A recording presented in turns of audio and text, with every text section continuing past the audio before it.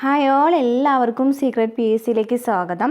ഇന്ന് നമ്മൾ നോക്കാനായിട്ട് പോകുന്നത് കമ്പനി ബോർഡ് LGS പരീക്ഷയിൽ PSC ചോദിച്ച ചോദ്യങ്ങളാണ്. ഇനിയും പരീക്ഷകളിൽ ആവർത്തിക്കാവുന്ന ചോദ്യങ്ങളാണ് ഇന്നത്തെ ക്ലാസ്സിൽ നമ്മൾ എടുത്തിരിക്കുന്നത് കേട്ടോ. അപ്പോൾ കമ്പനി ബോർഡ് LGS മാതൃകയിലുള്ള ചോദ്യപേപ്പറാണ്. അപ്പോൾ ഇത് ചെയ്ത് നോക്കിയിട്ട് എത്രയാണ് മാർക്ക് കിട്ടിയതെന്ന് കമൻറ്റ് ചെയ്യുക. അതുപോലെ തന്നെ ഇതുപോലെ തന്നെ 3-4 ക്ലാസ്സുകൾ നമ്മൾ ചെയ്തിട്ടുണ്ട്. ആ ഒരു ക്വസ്റ്റ്യൻ പേപ്പേഴ്സും കാണാനായിട്ട് ശ്രദ്ധിക്കാം. കാരണം നമ്മൾ കമ്പനി ബോർഡ് LGS മാതൃകയിലുള്ള ചോദ്യപേപ്പറാണ് ഇപ്പോൾ ചെയ്തുകൊണ്ടിരിക്കുന്നത്. അതുപോലെ തന്നെ 5ാം ക്ലാസ് മുതൽ 10ാം ക്ലാസ് വരെയുള്ള എല്ലാ SCERT ക്ലാസ്സുകളും ചെയ്യുന്നുണ്ട്. ഓരോ സബ്ജക്റ്റിനെയും ഓരോ സിലബസിലും വരുന്ന ഓരോ ചാപ്റ്റേഴ്സ്, അതായത് ഫോർ എക്സാമ്പിൾ പറയുകയാണെന്നുണ്ടെങ്കിൽ ഇപ്പോൾ കേരള ജോഗ്രഫി ആണെന്നുണ്ടെങ്കിൽ കേരള ജോഗ്രഫിയുമായി ബന്ധപ്പെട്ട് PSC ചോദിക്കാവുന്ന SCERT ചാപ്റ്റേഴ്സ് ഉണ്ടല്ലോ. 5ാം ക്ലാസ് മുതൽ 10ാം ക്ലാസ് വരെയുള്ള SCERT ചാപ്റ്റേഴ്സ് നമ്മൾ ഓരോ വീഡിയോ ആയിട്ട് നമ്മൾ ചെയ്യുന്നുണ്ട്. അപ്പോൾ കേരള ജോഗ്രഫി നമ്മൾ ചെയ്തിട്ടുണ്ട്. ബാക്കിയുള്ള വീഡിയോസും നമ്മൾ ചെയ്യുന്നതായിരിക്കും. ഓരോ ക്ലാസ്സുകളും തരുന്നതായിരിക്കും കേട്ടോ. ഇപ്പോൾ നമുക്കറിയാം ഫിസിക്സ് ഒക്കെ ആണെങ്കിൽ ചലനം എന്ന് പറയുന്നൊരു ഭാഗത്ത് നിന്ന് തന്നെ PSC കുറേ ചോദ്യങ്ങൾ SCERT നിന്ന് ചോദിക്കാറുണ്ട് അല്ലേ. അപ്പോൾ 5ാം ക്ലാസ് മുതൽ നോക്കുകയാണെന്നുണ്ടെങ്കിൽ 3-4 ചാപ്റ്റേഴ്സോ ചലനവുമായി ബന്ധപ്പെട്ട് വരുന്ന SCERT ചാപ്റ്റേഴ്സാണ് പ്രോബ്ലംസ് വെച്ചിട്ടുള്ളത്. അതുപോലെ തന്നെ നമ്മൾ ഓരോ ചാപ്റ്റേഴ്സും ഓരോ ടോപ്പിക്കും നമ്മൾ ചെയ്യുന്നതായിരിക്കും കേട്ടോ.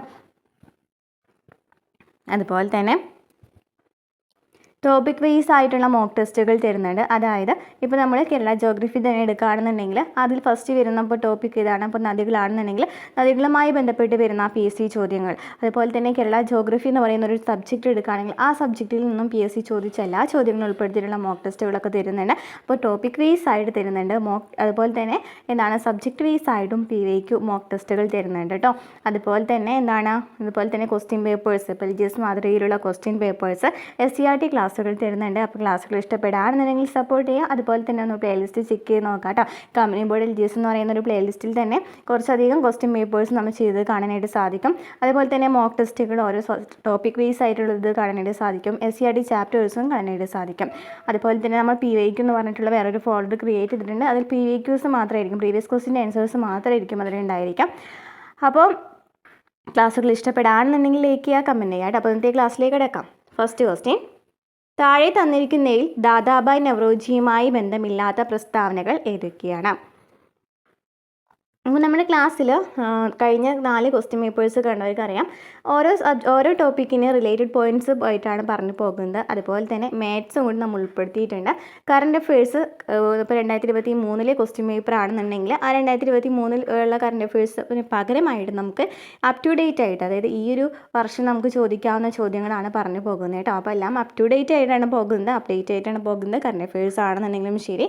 ഓക്കെ, അപ്പോൾ ക്ലാസ്സിലേക്ക് കിടക്കാം. ഫസ്റ്റ് ക്വസ്റ്റ്യൻ എന്താണ്? ദാദാഭായ് നവറോജിയുമായി ബന്ധമില്ലാത്ത പ്രസ്താവനകളാണ് ചോദിച്ചിരിക്കുന്നത് അല്ലേ. ചോർച്ചാ സിദ്ധാന്തത്തിൻ്റെ ഉപജ്ഞാതാവ്. ചോർച്ചാ സിദ്ധാന്തത്തിൻ്റെ ഉപജ്ഞാതാവ് ആരാണ്? ദാദാഭായ് നവറോജിയാണ്. അത് ശരിയാണ്. Poverty and unBritish rule in India എന്ന പുസ്തകം രചിച്ചു. ആണോ? ദാദാഭായ് നവറോജിയാണ് poverty and unBritish rule in India എന്ന് പറയുന്ന പുസ്തകം രചിച്ചത്. ശരിയാണ്. ഇന്ത്യൻ നാഷണൽ കോൺഗ്രസിൻ്റെ സ്ഥാപകൻ. INCയുമായി ബന്ധപ്പെട്ട് നമ്മൾ പ്രീവിയസ് ക്വസ്റ്റ്യൻ ആൻസേഴ്സ് ചെയ്തിട്ടുണ്ടായിരുന്നു, ഒരു മോക്ക് ടെസ്റ്റ് ചെയ്തിട്ടുണ്ടായിരുന്നു. അപ്പോൾ ഈ ഒരു ക്വസ്റ്റ്യൻ നമ്മൾ കണ്ടിട്ടുണ്ടായിരുന്നു അല്ലേ. INCയുടെ സ്ഥാപകൻ ആരാണ്? INCയുടെ സ്ഥാപകൻ, പിതാവ്, അതുപോലെ തന്നെ സെക്രട്ടറി ഒക്കെ ചോദിക്കുകയാണെങ്കിൽ ആരാ പറയേണ്ടത്? AO ഹ്യൂമാണ് അല്ലേ. ആരാണ്? AO ഹ്യൂമാണ് INCയുടെ സ്ഥാപകൻ. എന്നാൽ ദാദാഭായ് നവറോജിയുമായി ബന്ധപ്പെട്ട് എന്തായിരിക്കും ഒരു ക്വസ്റ്റ്യൻ വന്നിട്ടുണ്ടായിരിക്കുക? കാരണം INCയിൽ കോൺഗ്രസ് എന്ന പേര് നാമനിർദ്ദേശം ചെയ്യുന്നത്, കോൺഗ്രസ് എന്ന പേര് നിർദ്ദേശിക്കുന്ന ആരാണ്? ദാദാഭായ് നവറോജിയാണ്. അപ്പോൾ INCയുമായി ബന്ധപ്പെട്ട ഒരാൾ തന്നെയാണ് ദാദാഭായ് നവറോജി. ഏറ്റവും പ്രായം കൂടിയ വ്യക്തിയായിരുന്നു അദ്ദേഹം. ഏറ്റവും പ്രായം കൂടിയ പ്രസിഡന്റാണ് ആരായിരുന്നത്? ദാദാഭായ് നവറോജി ആയിരുന്നു അല്ലേ. അതുപോലെ തന്നെ പാഴ്സിക്കാരനായ INC പ്രസിഡൻ്റാണ്. അപ്പോൾ അങ്ങനെ നമ്മൾ കുറേ സവിശേഷതകൾ ദാദാഭായ് നവറോജിയുമായി ബന്ധപ്പെട്ട് പഠിച്ചിട്ടുണ്ട് അല്ലേ. അപ്പോൾ ദാദാഭായ് നവറോജിയാണ് ആദ്യമായിട്ട് INC കോൺഗ്രസ് എന്ന പേര് നിർദ്ദേശം ചെയ്യുന്നത്. ഓക്കെ, നെക്സ്റ്റ് എന്താണ്? ഇന്ത്യയുടെ വന്ധ്യവയോധികൻ എന്നറിയപ്പെടുന്നു. ഇന്ത്യയുടെ വന്ധ്യവയോധികൻ എന്നറിയപ്പെടുന്നു. അത് ശരിയാണ്. അപ്പോൾ നമുക്ക് തന്നിരിക്കുന്നതിൽ ബന്ധമില്ലാത്ത പ്രസ്താവനകളാണ് ചോദിച്ചിരിക്കുന്നത്. ഏതാണ് ബന്ധമില്ലാത്തത്? ഓപ്ഷൻ C ആണ്, മൂന്നാമത്തെ മാത്രമാണ് അല്ലേ. INCയുടെ സ്ഥാപകൻ ആരാണ്? AO ഹ്യൂമാണ്. എന്നാണ് INC സമ്മേളനം നടക്കുന്നത്? 1885-ലാണ് അല്ലേ. 1885-ലാണ് ആദ്യത്തെ സമ്മേളനം നടക്കുന്നത്. നെക്സ്റ്റ് ക്വസ്റ്റ്യൻ: സ്വാതന്ത്ര്യം എൻ്റെ ജന്മാവകാശമാണ്, ഞാനത് നേടുക തന്നെ ചെയ്യും എന്ന് പ്രഖ്യാപിച്ച സ്വാതന്ത്ര്യ സമര സേനാനി ആരാണ്? സ്വാതന്ത്ര്യം എൻ്റെ ജന്മാവകാശമാണ്, ഞാനത് നേടുക തന്നെ ചെയ്യും എന്ന് പ്രഖ്യാപിച്ച സ്വാതന്ത്ര്യ സമര സേനാനി ആരാണ്? ആൻസർ ഓപ്ഷൻ A ആണ് അല്ലേ. ബാലഗംഗാധര തിലകൻ. അപ്പോൾ ലാൽ പാൽ ബാൽ കൂട്ടുകെട്ട് ഇതാണ് മിതവാദി അല്ലേ, മിതവാദിക്ക് നേതൃത്വം കൊടുത്തൊരു ആരാന്ന് ചോദിക്കാറുണ്ട്. നമ്മൾ കഴിഞ്ഞ ക്വസ്റ്റ്യൻ പേപ്പറിൽ കണ്ടിട്ടുണ്ടായിരുന്നു. ആരൊക്കെയാണ് മിതവാദികൾക്ക് നേതൃത്വം കൊടുത്തിരുന്നവർ? മിതവാദികൾ, തീവ്രവാദികൾ എന്ന് പറയുന്ന രണ്ട് ദേശീയ മിതവാദികളും തീവ്രവാദികളും. അതുപോലെ തന്നെ ഗാന്ധിയൻ യുഗം എന്ന് പറഞ്ഞിട്ട് മൂന്നായിട്ട് നമ്മൾ ഡിവൈഡ് ചെയ്തിട്ടുണ്ട് അല്ലേ.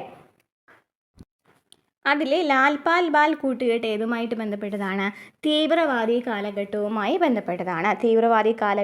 ബന്ധപ്പെട്ടതാണ്. ബാലഗംഗാധർ തിലകൻ, ലാലാ ലജ്പത് റായ്, ബിപിൻ ചന്ദ്രപാൽ. അപ്പോൾ ഇനി നമുക്ക് മിതവാദി ചോദിച്ച പോലെ തന്നെ തീവ്രവാദിയും ചോദിക്കാം. തീവ്രവാദി കാലഘട്ടത്തിൽ ആരാണ് മെയിൻ ലീഡറായിട്ടുണ്ടായിരുന്നത്? ഗോപാലകൃഷ്ണ ഗോഖലെയാണ്.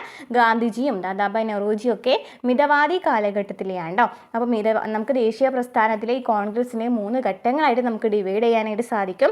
മിതവാദി കാലഘട്ടം, തീവ്രവാദി കാലഘട്ടം, ഗാന്ധിയൻ യുഗം. മിതവാദി കാലഘട്ടം എന്ന് പറയുന്നത് 1885 മുതൽ 1905 വരെയാണ്. അതായത് ഇവിടെ എന്താണ്, സമാധാന മാർഗത്തിൽ കൂടി സ്വാതന്ത്ര്യം ലഭിക്കാനാണ് ഈ മിതവാദി കാലഘട്ടത്തിൽ ഈ നേതൃത്വം കൊടുത്തിട്ടുണ്ടായിരുന്നവർ വിചാരിച്ചിരുന്നത്. എങ്ങനെയാണ്? സമാധാന മാർഗത്തിൽ കൂടിയാണ് സ്വാതന്ത്ര്യം വേണ്ടതെന്നാണ്. അതിൽ പ്രധാനപ്പെട്ട ലീഡറായിട്ടുണ്ടായിരുന്നത് ഗോപാലകൃഷ്ണ ഗോഖലെയാണ്. നമ്മൾ തീവ്രവാദി കാലഘട്ടം നോക്കുകയാണെന്നുണ്ടെങ്കിൽ അവിടെ എങ്ങനെയാണ്, ഏറ്റവും വേഗത്തിൽ ഇന്ത്യക്ക് സ്വാതന്ത്ര്യം വേണമെന്നാണ് വിചാരിച്ചിട്ടുണ്ടായിരുന്നത്. ഇതിലെ മെയിൻ ലീഡർ ആരാണ്? ബാലഗംഗാധർ തിലകാണ്. ഇതാണ് എപ്പോഴും ചോദിക്കാറ്. ലാൽ പാൽ ബാലാണ് തീവ്രവാദി കാലഘട്ടവുമായി ബന്ധപ്പെട്ട് വരുന്നത്. പിന്നെ ഗാന്ധിയൻ യുഗമാണ് വരുന്നത് അല്ലേ. ഗാന്ധിജിയുടെ സത്യാഗ്രഹങ്ങളൊക്കെയാണ് നമ്മൾ കണ്ടത് 1919 മുതൽ അല്ലേ. നെക്സ്റ്റ് ക്വസ്റ്റ്യൻ, താഴെ തന്നിരിക്കുന്നതിൽ 1857 ഒന്നാം സ്വാതന്ത്ര്യ സമരത്തിൻ്റെ പ്രധാന കാരണങ്ങൾ ഏതൊക്കെയാണ്? 1857 ഒന്നാം സ്വാതന്ത്ര്യ സമരവുമായി ബന്ധപ്പെട്ട് വരുന്ന പീഡിയയ്ക്ക് നമ്മൾ ചെയ്തിട്ടുണ്ടായിരുന്നു, കാണാം കേട്ടോ. അപ്പോൾ എന്നാ പറഞ്ഞിരിക്കുന്നത്, കർഷകരുടെ ദുരിതങ്ങൾ എന്ന് പറയുന്നത് 1857 ഒന്നാം സ്വാതന്ത്ര്യ സമരത്തിൻ്റെ പ്രധാന കാരണമാണ് അല്ലേ, കാരണമാണ്. ഇനി എന്താണ്? കരകൗശല തൊഴിലാളികളുടെ ദാരിദ്ര്യം. ശരിയാണ് അല്ലേ. ഇതൊക്കെ SCERT പറയുന്ന ഒരു പോയിന്റ്സ് ആണ് അല്ലേ. ഇനി രാജാക്കന്മാരുടെ പ്രശ്നങ്ങൾ, ശിപായിമാരുടെ ദുരിതങ്ങൾ ഒക്കെ എന്താണ്? 1857 ഒന്നാം സ്വാതന്ത്ര്യ സമരത്തിൻ്റെ പ്രധാനപ്പെട്ട കാരണങ്ങളാണ്. അപ്പോൾ ആൻസർ ഓപ്ഷൻ ഡി ആണ് വരുന്നത്. ഇവയെല്ലാം ശരിയാണ്. നെക്സ്റ്റ് ക്വസ്റ്റ്യൻ, ക്വിറ്റ് ഇന്ത്യ സമര നായിക എന്ന് ഗാന്ധിജി വിശേഷിപ്പിച്ചത് ആരെയാണ്? ക്വിറ്റ് ഇന്ത്യ സമര നായിക എന്ന് ഗാന്ധിജി വിശേഷിപ്പിച്ചത് ആരെയാണ്? അരുണ അസഫ് അലിയാണ്. അപ്പോൾ ക്വിറ്റ് ഇന്ത്യ സമര നായകൻ ആരാണ്? ജയപ്രകാശ് നാരായണാണ് ക്വിറ്റ് ഇന്ത്യ സമര നായകൻ. ക്വിറ്റ് ഇന്ത്യ സമര നായികയാരാണ്? അരുണ അസഫ് അലിയാണ്. എന്നാണ് ക്വിറ്റ് ഇന്ത്യ സമരം നടക്കുന്നത്? 1942 ക്വിറ്റ് ഇന്ത്യ സമരം നടക്കുന്നത്. ഇനി ചോദിക്കാറുള്ള ക്വസ്റ്റ്യൻ ആണ് INC സമ്മേളനം ഏതാണെന്ന് ചോദിക്കാറുണ്ട്. എവിടെ നടന്ന സമ്മേളനത്തിലാണ്? ബോംബെ സമ്മേളനം. 1942 ബോംബെ സമ്മേളനത്തിലാണ് ക്വിറ്റ് ഇന്ത്യ സമരത്തിനെ കുറിച്ചിട്ട് പറയുന്നത് കേട്ടോ. ഗാന്ധിജിയുടെ നേതൃത്വത്തിലുള്ള അവസാനത്തെ ബഹുജന സമരം ഏതാണ്? ഗാന്ധിജിയുടെ നേതൃത്വത്തിലുള്ള അവസാന ബഹുജന സമരമാണ് ക്വിറ്റ് ഇന്ത്യ സമരം. ചോദിക്കാറുള്ള ക്വസ്റ്റ്യൻസ് ആണെന്നൊക്കെ. Next question, Indian Republican army രൂപീകരിച്ചത് ആരാണ്? ഇന്ത്യൻ റിപ്പബ്ലിക്കൻ ആർമി രൂപീകരിച്ചത് ആരാണ്? സൂര്യ സെൻ ആണ്. ഇന്ത്യൻ റിപ്പബ്ലിക്കൻ ആർമി രൂപീകരിച്ചത് ആരാണ്? സൂര്യ സെൻ. നെക്സ്റ്റ് ക്വസ്റ്റ്യൻ, താഴെ കൊടുത്തിരിക്കുന്നവയിൽ മലബാർ കലാപവുമായി ബന്ധപ്പെട്ട പ്രസ്താവനകൾ ഏതൊക്കെയാണ്? മാപ്പിള കലാപങ്ങൾ എന്നറിയപ്പെടുന്നു. മലബാർ കലാപം എന്നാ നടക്കുന്നത്? 1921 മലബാർ കലാപം നടക്കുന്നത്. മാപ്പിള കലാപങ്ങൾ എന്നും മലബാർ കലാപത്തെ അറിയപ്പെടുന്നു അല്ലേ. അത് ശരിയാണ്. മലബാർ സ്പെഷ്യൽ പോലീസ് എന്ന ഒരു പ്രത്യേക വിഭാഗം പോലീസ് സേനയെ കലാപങ്ങൾ അടിച്ചമർത്താൻ രൂപീകരിച്ചു. മലബാർ സ്പെഷ്യൽ പോലീസ് എന്ന ഒരു പ്രത്യേക വിഭാഗം പോലീസ് സേനയെ കലാപങ്ങൾ അടിച്ചമർത്താൻ രൂപീകരിച്ചിട്ടുണ്ടായിരുന്നു. ശരിയാണ്. കലാപങ്ങളെക്കുറിച്ച് പഠിക്കാൻ വില്യം ലോഗൻ കമ്മീഷനെ നിയമിച്ചു അല്ലേ. മലബാർ കമ്മീഷൻ അല്ലേ, മലബാർ കലാപങ്ങളെക്കുറിച്ച് പഠിക്കാൻ നിയമിച്ച കമ്മീഷൻ ഏതാണ്? വില്യം ലോഗൻ കമ്മീഷനാണ്. അത് ശരിയാണ്. ഇനി ബ്രിട്ടീഷുകാരുടെ തെറ്റായ നികുതി നയമാണ് കലാപത്തിന് കാരണം അല്ലേ. മലബാർ കലാപത്തിന് പ്രധാനപ്പെട്ട കാരണം എന്താണ്? ബ്രിട്ടീഷുകാരുടെ തെറ്റായ നികുതി നയമാണ്. അതും ശരിയാണ്. അപ്പോൾ ആൻസർ ഓപ്ഷൻ ഡി ആണ്. 1, 2, 3, 4 ശരിയാണ്. അപ്പോൾ മലബാർ കലാപം നടക്കുന്നത് 1921 മലബാർ കലാപത്തെ മാപ്പിള കലാപങ്ങൾ എന്നറിയപ്പെടുന്നുണ്ട്. മലബാർ സ്പെഷ്യൽ പോലീസ് എന്ന് പറയുന്ന ഒരു പ്രത്യേക സേന രൂപീകരിക്കുന്നുണ്ട്. കമ്മീഷൻ ചോദിക്കുകയാണെങ്കിൽ വില്യം ലോഗൻ കമ്മീഷനാണ്. കലാപത്തിൻ്റെ കാരണമെന്താണ്? ബ്രിട്ടീഷുകാരുടെ തെറ്റായ നികുതി നയമാണ്. നെക്സ്റ്റ് ക്വസ്റ്റ്യൻ, കാലഗണനയനുസരിച്ച് ക്രമപ്പെടുത്തുക. ഇയേഴ്സ് ആണ് ചോദിച്ചിരിക്കുന്നത്. കുണ്ടറ വിളംബരം, നിവർത്തന പ്രക്ഷോഭം, മലയാളി മെമ്മോറിയൽ, ഗുരുവായൂർ സത്യാഗ്രഹം. കുണ്ടറ വിളംബരം നടന്നതെന്നാണ്. കുണ്ടറ വിളംബരം 1809 കുണ്ടറ വിളംബരം നടന്നത് അല്ലേ. 1809 കുണ്ടറ വിളംബരം നടന്നത്. 1809. ഇനി നിവർത്തന പ്രക്ഷോഭം എന്നാണ്. നിവർത്തന പ്രക്ഷോഭം 1932 നിവർത്തന പ്രക്ഷോഭം. മലയാളി മെമ്മോറിയലോ 1891 മലയാളി മെമ്മോറിയൽ. ഗുരുവായൂർ സത്യാഗ്രഹം 1931 ഗുരുവായൂർ സത്യാഗ്രഹം. അപ്പോൾ ഇവിടെ നമുക്ക് നോക്കുകയാണെങ്കിൽ ഏതാ വരാ ആൻസർ ഏതാ വരുന്നത്? ഓപ്ഷൻ സി ആണ് അല്ലേ. 1, 3, 4, 2. ഓക്കെ. Next question. ചേരുംപടി ചേർക്കുക. നവോത്ഥാന നായകരും സംഘടനകളുമാണ്. അയ്യങ്കാളിയുമായി ബന്ധപ്പെട്ട് വരുന്നത് അയ്യങ്കാളി, പൊയ്കയിൽ ശ്രീ കുമാര ഗുരുദേവൻ, വാഗ്ഭടാനന്ദൻ, വൈകുണ്ഠ സ്വാമികൾ. സംഘടനകൾ ഏതൊക്കെയാണ് തന്നിരിക്കുന്നത്? സമത്വ സമാജം, സാധുജന പരിപാലന സംഘം, പ്രത്യക്ഷ രക്ഷാ ദൈവസഭ, ആത്മവിദ്യാ സംഘം.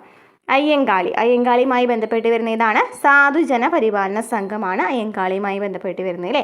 കല്ലുമാല സമരമാരുമായി ബന്ധപ്പെട്ടതാണ് അയ്യങ്കാളിയുമായി ബന്ധപ്പെട്ടതാണ്. ഇനി പൊയ്കയിൽ ശ്രീ കുമാര ഗുരുദേവൻ മായി ബന്ധപ്പെട്ടത് ഏതാണ്? പ്രത്യക്ഷ രക്ഷാ ദൈവസഭ. വാഗ്ഭടാനന്ദൻ ഏതാണ്? ആത്മവിദ്യാസംഘം അല്ലേ. വാഗ്ഭടാനന്ദൻ ആത്മവിദ്യാസംഘം. വൈകുണ്ഠ സ്വാമികൾ സമത്വ സമാജം. അയ്യങ്കാളി സാധുജന പരിപാലന സംഘം എന്നാണ് 1907 അല്ലേ. സാധുജന പരിപാലന സംഘം 1907 അയ്യങ്കാളിയാണ്. ഇനി പൊയ്കയിൽ ശ്രീകുമാര ഗുരുദേവൻ പ്രത്യക്ഷ രക്ഷാ ദൈവസഭ എന്നാണ് 1909 രൂപീകരിച്ചത്. ഇനി വാഗ്ഭടാനന്ദനെ ആത്മവിദ്യാസംഘം 1917. വൈകുണ്ഠ സ്വാമികളുടെ സമത്വ സമാജം 1836. അപ്പോൾ സമത്വ സമാജം 1836, സാധുജന പരിപാലന സംഘം 1907, പ്രത്യക്ഷ രക്ഷാ ദൈവസഭ 1909, ആത്മവിദ്യാസംഘം 1917. Next question. താഴെ കൊടുത്തിരിക്കുന്നതിൽ ചട്ടമ്പി സ്വാമികൾ രചിച്ച കൃതി ഏതാണ്? ഏതാണ്? വേദാധികാര നിരൂപണം ചട്ടമ്പി സ്വാമികളുടെ കൃതിയാണ് അല്ലേ. അതുപോലെ തന്നെ ആദിഭാഷ ചോദിക്കാറുണ്ട്. ആദിഭാഷ, പ്രാചീന മലയാളം ഇവ മൂന്നാണ് എപ്പോഴും PSC ചോദിക്കുന്ന ചോദ്യങ്ങൾ കേട്ടോ. ചട്ടമ്പി സ്വാമികളുമായി ബന്ധപ്പെട്ട കൃതികൾ. ഇനി ദർശനമാല, ആത്മോപദേശ ശതകം ഒക്കെ ആരുടേതാണ്? ദർശനമാല ആത്മോപദേശ ശതകം, ദൈവദശകമൊക്കെ ആരുടേതാണ്? ശ്രീനാരായണ ഗുരുവിൻ്റെ കൃതികളാണ്. ദർശനമാല, ആത്മോപദേശ ശതകം, ദൈവദശകം എന്നിവ ചട്ടമ്പി സ്വാമികളുടെ അല്ല, ആരുടേതാണ്? ശ്രീനാരായണ ഗുരുവിൻ്റെ കൃതിയാണ് അല്ലേ. വേദാധികാര നിരൂപണം, ആദിഭാഷ, അതുപോലെ തന്നെ പ്രാചീന മലയാളം എന്നിവ ചട്ടമ്പി സ്വാമികളുടെ കൃതികളാണ്. നെക്സ്റ്റ്. വൈക്കം സത്യാഗ്രഹവുമായി ബന്ധപ്പെട്ട പ്രസ്താവനകളിൽ ശരിയായത് ഏതൊക്കെയാണ്? സഞ്ചാര സ്വാതന്ത്ര്യത്തിനായി കേരളത്തിൽ നടന്ന ആദ്യ പ്രക്ഷോഭമാണ് വൈക്കം സത്യാഗ്രഹം. ശരിയാണല്ലോ. ശരിയാണ്. ഇനി TK മാധവനാണ് നേതൃത്വം നൽകിയത്. ശരിയാണ്. AK ഗോപാലൻ വളണ്ടിയർ ക്യാപ്റ്റൻ ആയിരുന്നു. AKG ഈ വൈക്കം സത്യാഗ്രഹത്തിൻ്റെ വളണ്ടിയർ ക്യാപ്റ്റൻ ആയിരുന്നു എന്നാണ് ചോദിച്ചിരിക്കുന്നത്. അത് തെറ്റാണ്. ഇനി മന്നത്തു പത്മനാഭൻ സവർണ ജാഥ നയിച്ചു. വൈക്കം സത്യാഗ്രഹവുമായി ബന്ധപ്പെട്ടിട്ട് മന്നത്തു പത്മനാഭൻ സവർണ ജാഥ നയിച്ചു. അതും ശരിയാണ്. ആൻസർ ഓപ്ഷൻ ബി ആണ്. 1, 2, 4 ശരിയായിട്ട് വരുന്നത്. വൈക്കം സത്യാഗ്രഹം 1924 തുടങ്ങിയത് അല്ലേ. 1924 വൈക്കം സത്യാഗ്രഹം തുടങ്ങിയത്. തിരുവിതാംകൂറിലെ വൈക്കം മഹാദേവ ക്ഷേത്രത്തിന് ചുറ്റുമുള്ള പൊതുവഴികളിലൂടെ ജാതി വ്യവസ്ഥയിൽ താഴ്ന്നവരെന്ന് മുദ്ര കുത്തപ്പെട്ടവർക്ക് സഞ്ചരിക്കാനുള്ള സ്വാതന്ത്ര്യം നേടിയെടുക്കുക എന്ന് പറയുന്നതാണ് ഈ വൈക്കം സത്യാഗ്രഹത്തിൻ്റെ പ്രധാനപ്പെട്ട ലക്ഷ്യമെന്ന് പറയുന്നത്. TK Madhavan, KP Keshava Menon, K Kelappan എന്നിവരൊക്കെയാണ് ആദ്യം ഉണ്ടായിരുന്നത്. പിന്നീട് മന്നത്ത് പത്മനാഭനും CV കുഞ്ഞിരാമനും ഒക്കെ വന്നിട്ടുണ്ടായിരുന്നു. ഇനി ആദ്യത്തെ ദിവസം അറസ്റ്റിലായത് ആരൊക്കെയാണ്? കുഞ്ഞാപ്പി, ഗോവിന്ദൻ, ബാഹുലേയൻ എന്നിവരാണ് അല്ലേ. ടെക്സ്റ്റ് ബുക്കിൽ നിന്ന് പറയുന്നതാണ്. അതൊക്കെ ടെക്സ്റ്റ് ബുക്കിൽ CRTയിൽ കൊടുത്തിട്ടുള്ള പോയിന്റ്സ് ആണ്. TK Madhavan, KP Keshava Menon, K Kelappan എന്നിവരാണ് വൈക്കം സത്യാഗ്രഹത്തിൽ ആദ്യം തുടങ്ങിയപ്പോൾ ഉണ്ടായിരുന്നത്. പിന്നീട് മന്നത്ത് പത്മനാഭനും CV കുഞ്ഞിരാമനും കുരൂർ നീലകണ്ഠൻ നമ്പൂതിരിപ്പാടും വന്നു. ഓക്കെ. അതിന് ആദ്യമായിട്ട് അറസ്റ്റിലായത് എഴുതി കറക്റ്റ് ടെക്സ്റ്റ് ബുക്കിൽ കൊടുത്തിട്ടുണ്ട്. കുഞ്ഞാപ്പി, ഗോവിന്ദൻ, ബാഹുലേയൻ എന്നിവരാണ് ആദ്യ ദിവസം അറസ്റ്റിലായവർ. ഓക്കെ. ഇനി വൈക്കം ഹീറോ എന്നറിയപ്പെടുന്ന ആരാണ്? എ വി രാമസ്വാമി നായ്ക്കരെയാണ് അല്ലേ, എപ്പോഴും ചോദിക്കുന്ന ക്വസ്റ്റ്യൻ ആണ്. വൈക്കം ഹീറോ എന്നറിയപ്പെടുന്നത് എ വി രാമസ്വാമി നായ്ക്കരെയാണ്. ഇനി സവർണ ജാഥ മന്നത്ത് പത്മനാഭൻ്റെതാണ്. സവർണ ജാഥ ചോദിക്കാറുള്ള ക്വസ്റ്റ്യൻ ആണ്. A K Gopalan volunteer captain ആയിരുന്നത് ഏത് സത്യാഗ്രഹത്തിലാണ്?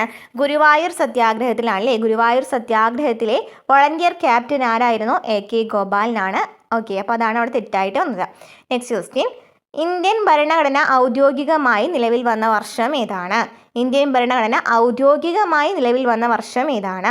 ആൻസർ ഓപ്ഷൻ സി 1950 ജനുവരി 26 ഇന്ത്യൻ ഭരണഘടന ഔദ്യോഗികമായിട്ട് നിലവിൽ വന്നത്.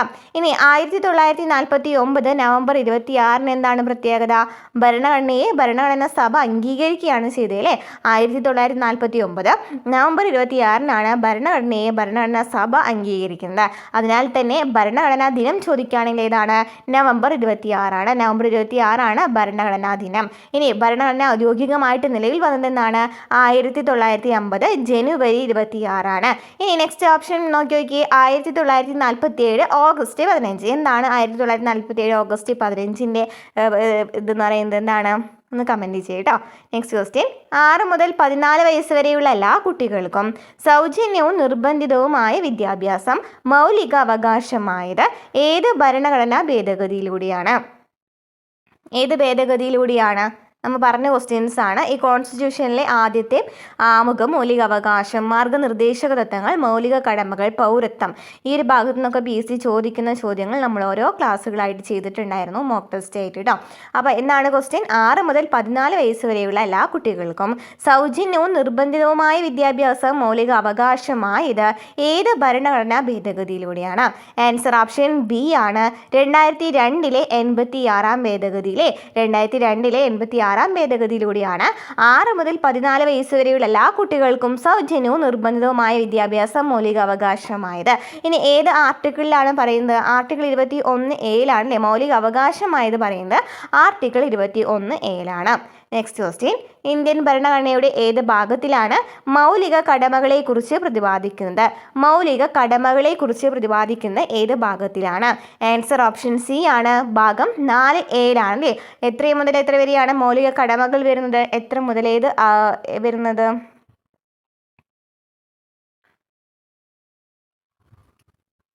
51A 51A എന്നതിനെക്കുറിച്ച് പറയുന്നത് മൗലിക ചുമതലകളെക്കുറിച്ച് പറയുന്നത് 51A. ഇനി ഭാഗം 3 എന്താ പറയുന്നത്? ഭാഗം 3 മൗലിക അവകാശങ്ങളെക്കുറിച്ച് പറയുന്നു അല്ലേ. മൗലിക അവകാശങ്ങളെക്കുറിച്ച് പറയുന്നു. ആർട്ടിക്കിൾ നോക്കുകയാണെങ്കിൽ 12 മുതൽ 35 വരെയാണ് മൗലിക അവകാശങ്ങളെക്കുറിച്ച് പറയുന്നത്. ഇനി ഭാഗം 4 എന്താണ്? ഭാഗം 4 മാർഗനിർദ്ദേശക തത്വങ്ങളെക്കുറിച്ചാണ് പറയുന്നത് അല്ലേ. മാർഗനിർദ്ദേശക തത്വങ്ങളെക്കുറിച്ച് പറയുന്നു.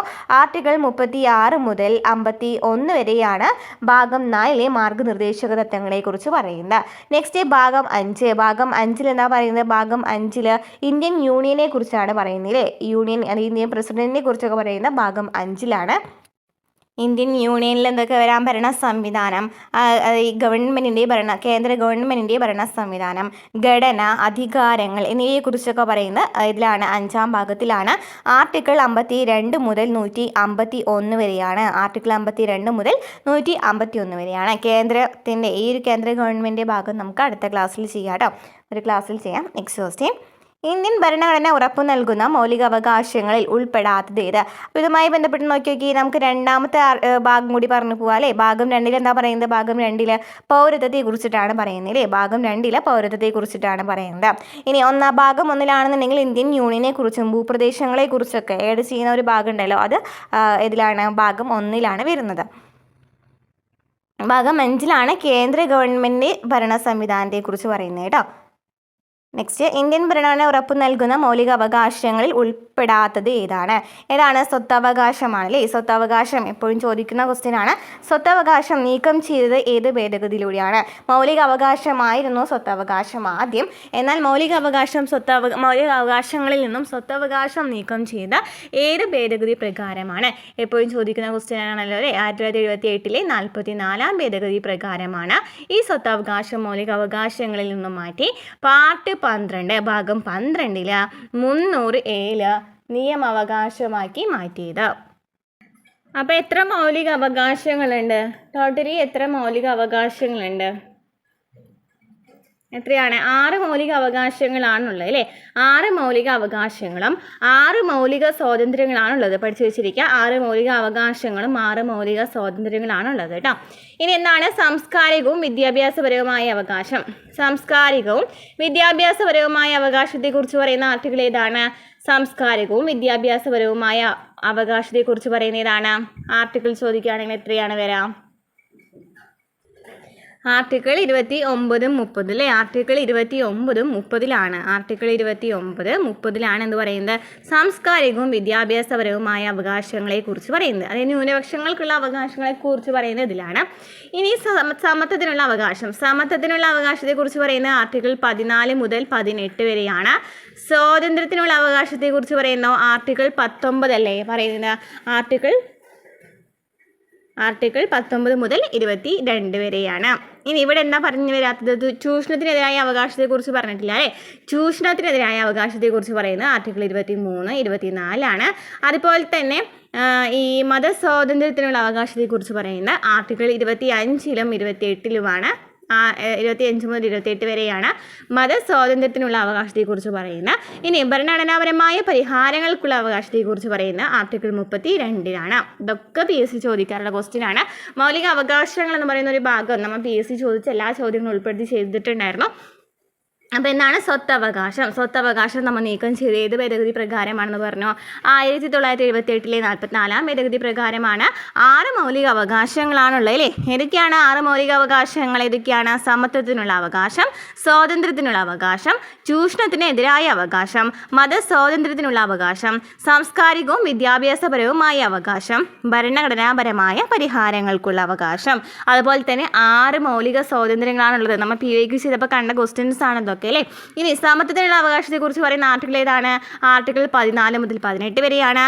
സ്വാതന്ത്ര്യത്തിനുള്ള അവകാശം 19 മുതൽ 22 വരെയാണ്. ഇനി ചൂഷണത്തിനെതിരായ അവകാശം 23 24 മതസ്വാതന്ത്ര്യത്തിനുള്ള അവകാശം 25 28 സാംസ്കാരികവും വിദ്യാഭ്യാസപരവുമായ അവകാശം ആർട്ടിക്കിൾ 29 30 ഭരണഘടനാപരമായ പരിഹാരങ്ങൾക്കുള്ള അവകാശം ആർട്ടിക്കിൾ 32 അല്ലേ? റിട്ടുകളെ കുറിച്ച് പറയുന്നതാണ് ആർട്ടിക്കിൾ 32 ഭാഗമായിട്ടാണ് അല്ലേ? ആർക്കാണ്? സുപ്രീം കോടതിക്ക് റിട്ടുകൾ പുറപ്പെടുവിക്കാനുള്ള അധികാരത്തെക്കുറിച്ച് പറയുന്നതാണ് ആർട്ടിക്കിൾ 32. Next question. താഴെ കൊടുത്തിരിക്കുന്നതിൽ എഴുതപ്പെടാത്ത ഭരണഘടനയുള്ളത് ഏത് രാജ്യത്തിനാണ്? എഴുതപ്പെടാത്ത ഭരണഘടനയുള്ളത് ഏത് രാജ്യത്തിനാണ്? ഏത് രാജ്യത്തിനാണ്? ബ്രിട്ടനാണ് അല്ലേ? ബ്രിട്ടനാണ് എഴുതപ്പെടാത്ത ഭരണഘടനയുള്ളത്. ബ്രിട്ടൻ, ന്യൂസിലാൻഡ്, ഇസ്രായേൽ എന്നീ 3 രാജ്യങ്ങൾക്ക് എന്താണ്?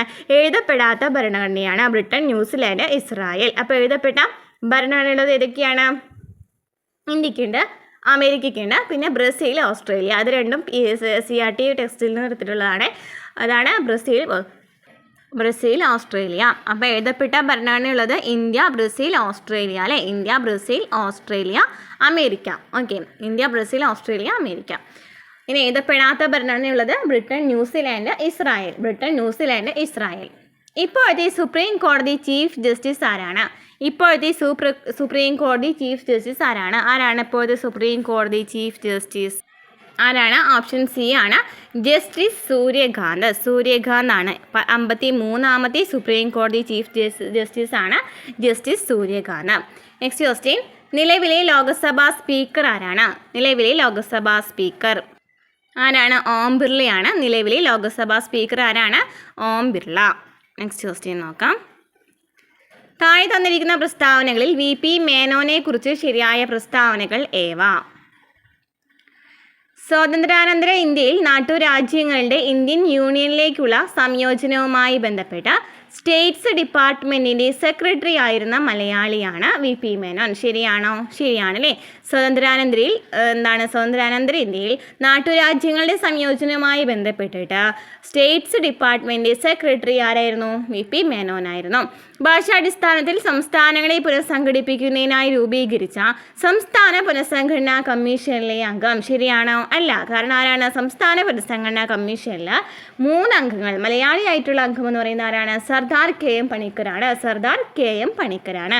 ആരൊക്കെയാണ് അംഗങ്ങൾ? ഫസൽ അലിയാണ് അധ്യക്ഷൻ. പിന്നെ ആരൊക്കെയാണ്? HN ഗുൻസ്റും അതുപോലെ തന്നെ സർദാർ KM പണിക്കരാണ്. ഇനി the transfer of power in India എന്ന ഗ്രന്ഥത്തിൻ്റെ കർത്താവ് the transfer of power in India എന്ന് പറയുന്ന ഗ്രന്ഥത്തിൻ്റെ കർത്താവാണ് VP മേനോൻ. ശരിയാണ്. 1952 അസ്സാമിൽ ഗവർണറായി ചുമതലയേറ്റു. ശരിയാണോ? അത് തെറ്റാണ്. അവിടെ നമുക്ക് തന്നിരിക്കുന്നതിൽ ശരിയായ പ്രസ്താവനയാണ് ചോദിച്ചിരിക്കുന്നത്. അപ്പോൾ ഏതാ വരാം? ആൻസർ ഓപ്ഷൻ എയും സി അല്ലേ? ആൻസർ ഓപ്ഷൻ ബി ആണ് എയും സിയും. അപ്പോൾ VP മേനോൻ ഒഡീഷയിലെ ഗവർണറായിട്ട് കുറച്ച് നാൾ സേവനം അനുഷ്ഠിച്ചിട്ടുണ്ട്. അസ്സാമിൽ ഗവർണറായിരുന്നാണ് നമുക്ക് തന്നിരിക്കുന്ന ഓപ്ഷൻ അല്ലേ? അപ്പോൾ അത് തെറ്റാണ്.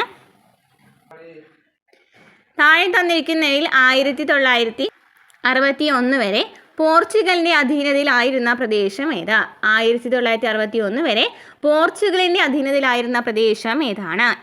ഗോവയാണ് അല്ലേ? നമ്മൾ യൂറോപ്യന്മാരുടെ വരവ് എന്ന് പറയുന്ന ഒരു ക്ലാസ് ചെയ്തിട്ടുണ്ടായിരുന്നു. PSC ചോദിച്ച് 2019 മുതൽ മാക്സിമം ക്വസ്റ്റ്യൻസ് അതിൽ ഉൾപ്പെടുത്തിയിട്ടുണ്ട് കേട്ടോ. അപ്പോൾ ക്ലാസ്സുകൾ കാണാണ്ട്. അപ്പോൾ എന്താണ് പറഞ്ഞിരിക്കുന്നത്? പോർച്ചുഗലിൻ്റെ അധീന പ്രദേശമാണ് പറഞ്ഞിരിക്കുന്നത് അല്ലേ? പോർച്ചുഗീസുകാരുടെ അധീനതയിലുണ്ടായിരുന്ന പ്രദേശങ്ങളാണ് ഗോവ, പിന്നെ ഏതൊക്കെയാണ്? ദാമൻ ദിയു, ഗോവ, ദാമൻ ദിയു, ദാദ്ര നഗർ ഹവേലി. ഗോവ, ദാമൻ ദിയു, അതുപോലെ തന്നെ ദാദ്ര നഗർ ഹവേലി പോർച്ചുഗലിൻ്റെ അധീന പ്രദേശങ്ങളാണ്. ഇനി പോണ്ടിച്ചേരി, മാഹി, കാരക്കൽ, യാനം എന്നിവ ആരുടേതാണ്? പോണ്ടിച്ചേരി, മാഹി, കാരക്കൽ, യാനം ഫ്രഞ്ചുകാരുടേതല്ലേ? മാഹി, ചന്ദ്രനഗറും വരുന്നുണ്ട് കേട്ടോ. ചന്ദ്രനഗറും ആരുടേതാണ്?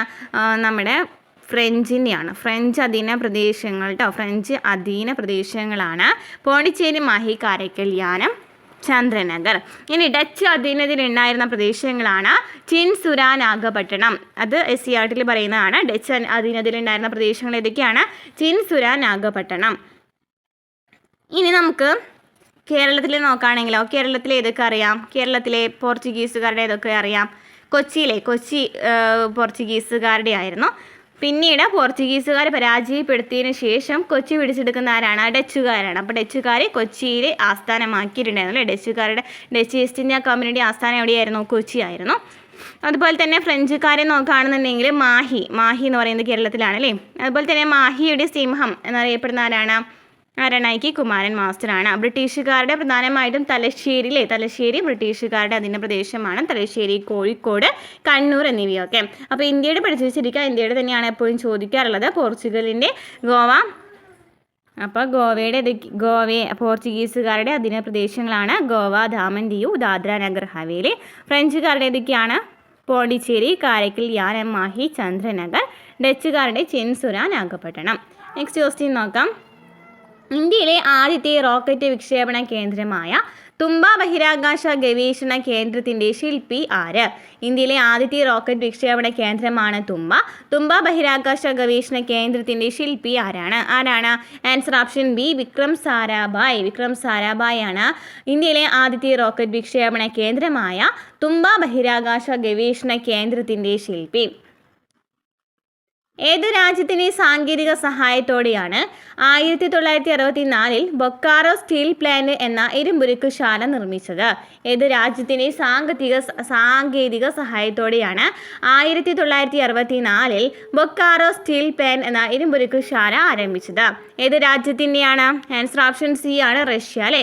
ബൊക്കാറോ, ബിലായി ഇവ രണ്ടും നോക്കുകയാണെന്നുണ്ടെങ്കിൽ ആരുടെ തന്നെയാണ്? റഷ്യയുടെ സഹായത്തോടു കൂടിയാണ്. ഇനി റൂർക്കേലയാണെന്നുണ്ടെങ്കിലോ ജർമ്മനിയുടെ സഹായത്തോടു കൂടിയായിട്ടാണ് റൂർക്കേല വരുന്നത്.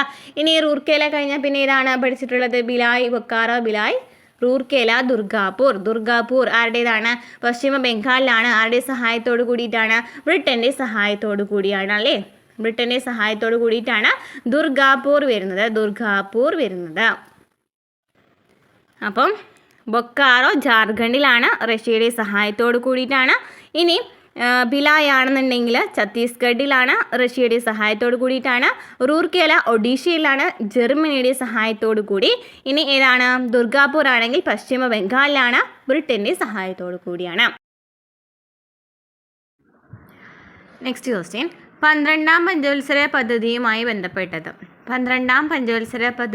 ബന്ധപ്പെട്ട ക്വസ്റ്റ്യനാണ് വന്നിരിക്കുന്നത് അല്ലേ? പഞ്ചവത്സര പദ്ധതികൾ നമ്മൾ PYQ മോക്ക് ടെസ്റ്റ് ചെയ്തിട്ടുണ്ടായിരുന്നു. അപ്പോൾ ഏതായിരുന്നു? സുസ്ഥിര വികസനമാണ് അല്ലേ? സുസ്ഥിര വികസനം. ആൻസർ ഏതാ വരുന്നത്? സുസ്ഥിര വികസനമാണ് 12ാം പഞ്ചവത്സര പദ്ധതിയുടെ ലക്ഷ്യം. ഇനി മാനവശേഷി വികസനം ഏത് പഞ്ചവത്സര പദ്ധതിയിലാണ് പറയുന്നത്? മാനവശേഷി വികസനത്തെ കുറിച്ചിട്ടും അതുപോലെ തന്നെ ഗ്രാമീണ വികസനം, വികേന്ദ്രീകൃത ആസൂത്രണത്തെ കുറിച്ചിട്ടൊക്കെ പറയുന്ന പഞ്ചവത്സര പദ്ധതി ഏതാണ്? 8ാമത്തെ പഞ്ചവത്സര പദ്ധതിയിലാണ് അല്ലേ? 8ാമത്തെ പഞ്ചവത്സര പദ്ധതിയിലാണ് എന്ത് പറയുന്നത്? മനുഷ്യ വികസനം അല്ലെങ്കിൽ മാനുഷിക വികസനം, മാനവശേഷി വികസനം, ഗ്രാമീണ വികസനം, വികേന്ദ്രീകൃത ആസൂത്രണം. ഇനി മൂലധന നിക്ഷേപം വർദ്ധിപ്പിക്കുക, വിദേശ മൂലധന നിക്ഷേപത്തെക്കുറിച്ചൊക്കെ പറയുന്നത് എത്രാമത്തെ പഞ്ചവത്സര പദ്ധതിയാണ്? 10ാമത്തെ പഞ്ചവത്സര പദ്ധതിയാണ് അല്ലേ? 10ാമത്തെ പഞ്ചവത്സര പദ്ധതിയിലാണ് വിദേശ മൂലധന നിക്ഷേപം അല്ലെങ്കിൽ കേരള മോഡൽ വികസന പദ്ധതി എന്നൊക്കെ അറിയപ്പെടുന്നത് 10ാം പഞ്ചവത്സര പദ്ധതിയാണ്. ഇനി മുഴുവൻ ജനവിഭാഗങ്ങളുടെയും സമഗ്ര വികസനത്തെക്കുറിച്ച് പറയുന്ന ഇതാണ് 11ാം പഞ്ചവത്സര പദ്ധതിയിലാണ് അല്ലേ? മുഴുവൻ ജനവിഭാഗങ്ങളുടെയും സമഗ്ര വികസനത്തെക്കുറിച്ച് പറയുന്ന എത്രാമത്തെയാണ്? 11ാമത്തെ പഞ്ചവത്സര പദ്ധതിയാണ്. ഇനി ഏതൊക്കെ പഞ്ചവത്സര പദ്ധതിയുടെ ലക്ഷ്യങ്ങൾ ഏതൊക്കെയാണെന്ന് അറിയാം. ഞാൻ വേഗം പറഞ്ഞു പോവാണ്, കാരണം നമ്മൾ ഇതിൻ്റെ പഞ്ചവത്സര പദ്ധതികളൊക്കെ ഡീപ്പായിട്ട് എടുത്തിട്ടുള്ളതാണ്. 1ാമത്തെ പഞ്ചവത്സര പദ്ധതിയുടെ ലക്ഷ്യം എന്താണ്? കാർഷിക പരിപാടി അല്ലേ? കാർഷികവുമായി ബന്ധപ്പെട്ട് കൃഷിക്കാണ് പ്രാധാന്യം നൽകിയത് ഒന്നാമത്തെ പഞ്ചവത്സര പദ്ധതി. 2ാമത്തെ പഞ്ചവത്സര പദ്ധതി ഏതാണ്? വ്യവസായത്തിനാണ് പ്രാധാന്യം നൽകിയത് അല്ലേ? വ്യവസായ വികസനമാണ് അല്ലേ?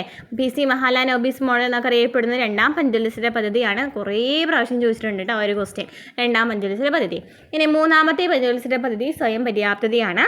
4ാമത്തേത് സ്ഥിരതയോട് കൂടിയ വളർച്ച, സ്വാശ്രയത്വമൊക്കെയാണ്.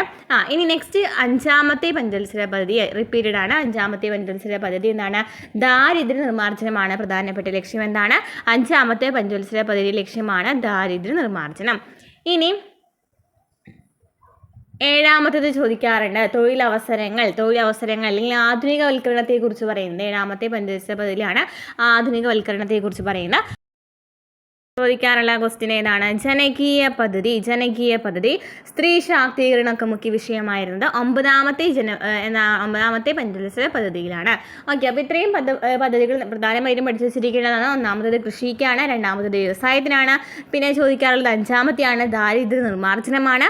ഇനി 7ാമത്തേത് തൊഴിലവസരങ്ങളാണ്. 8 മാനവശേഷി വികസനം ചോദിക്കാറുണ്ട്. പിന്നെ വിദേശ മൂലധന നിക്ഷേപം നമ്മൾ പറഞ്ഞു അല്ലേ? 10 പറഞ്ഞു. 11 മുഴുവൻ ജനവിഭാഗങ്ങളുടെയും സമഗ്ര വികസനമാണ്. 12ാമത് റിപ്പീറ്റഡ് ആയിട്ട് ചോദിക്കുന്ന ക്വസ്റ്റ്യൻ ആണ്. സുസ്ഥിര വികസനം എല്ലാ ക്വസ്റ്റ്യൻ പേപ്പറിലും കണ്ടിട്ടുള്ളതാണ്. നെക്സ്റ്റ് ക്വസ്റ്റ്യൻ നോക്കാം.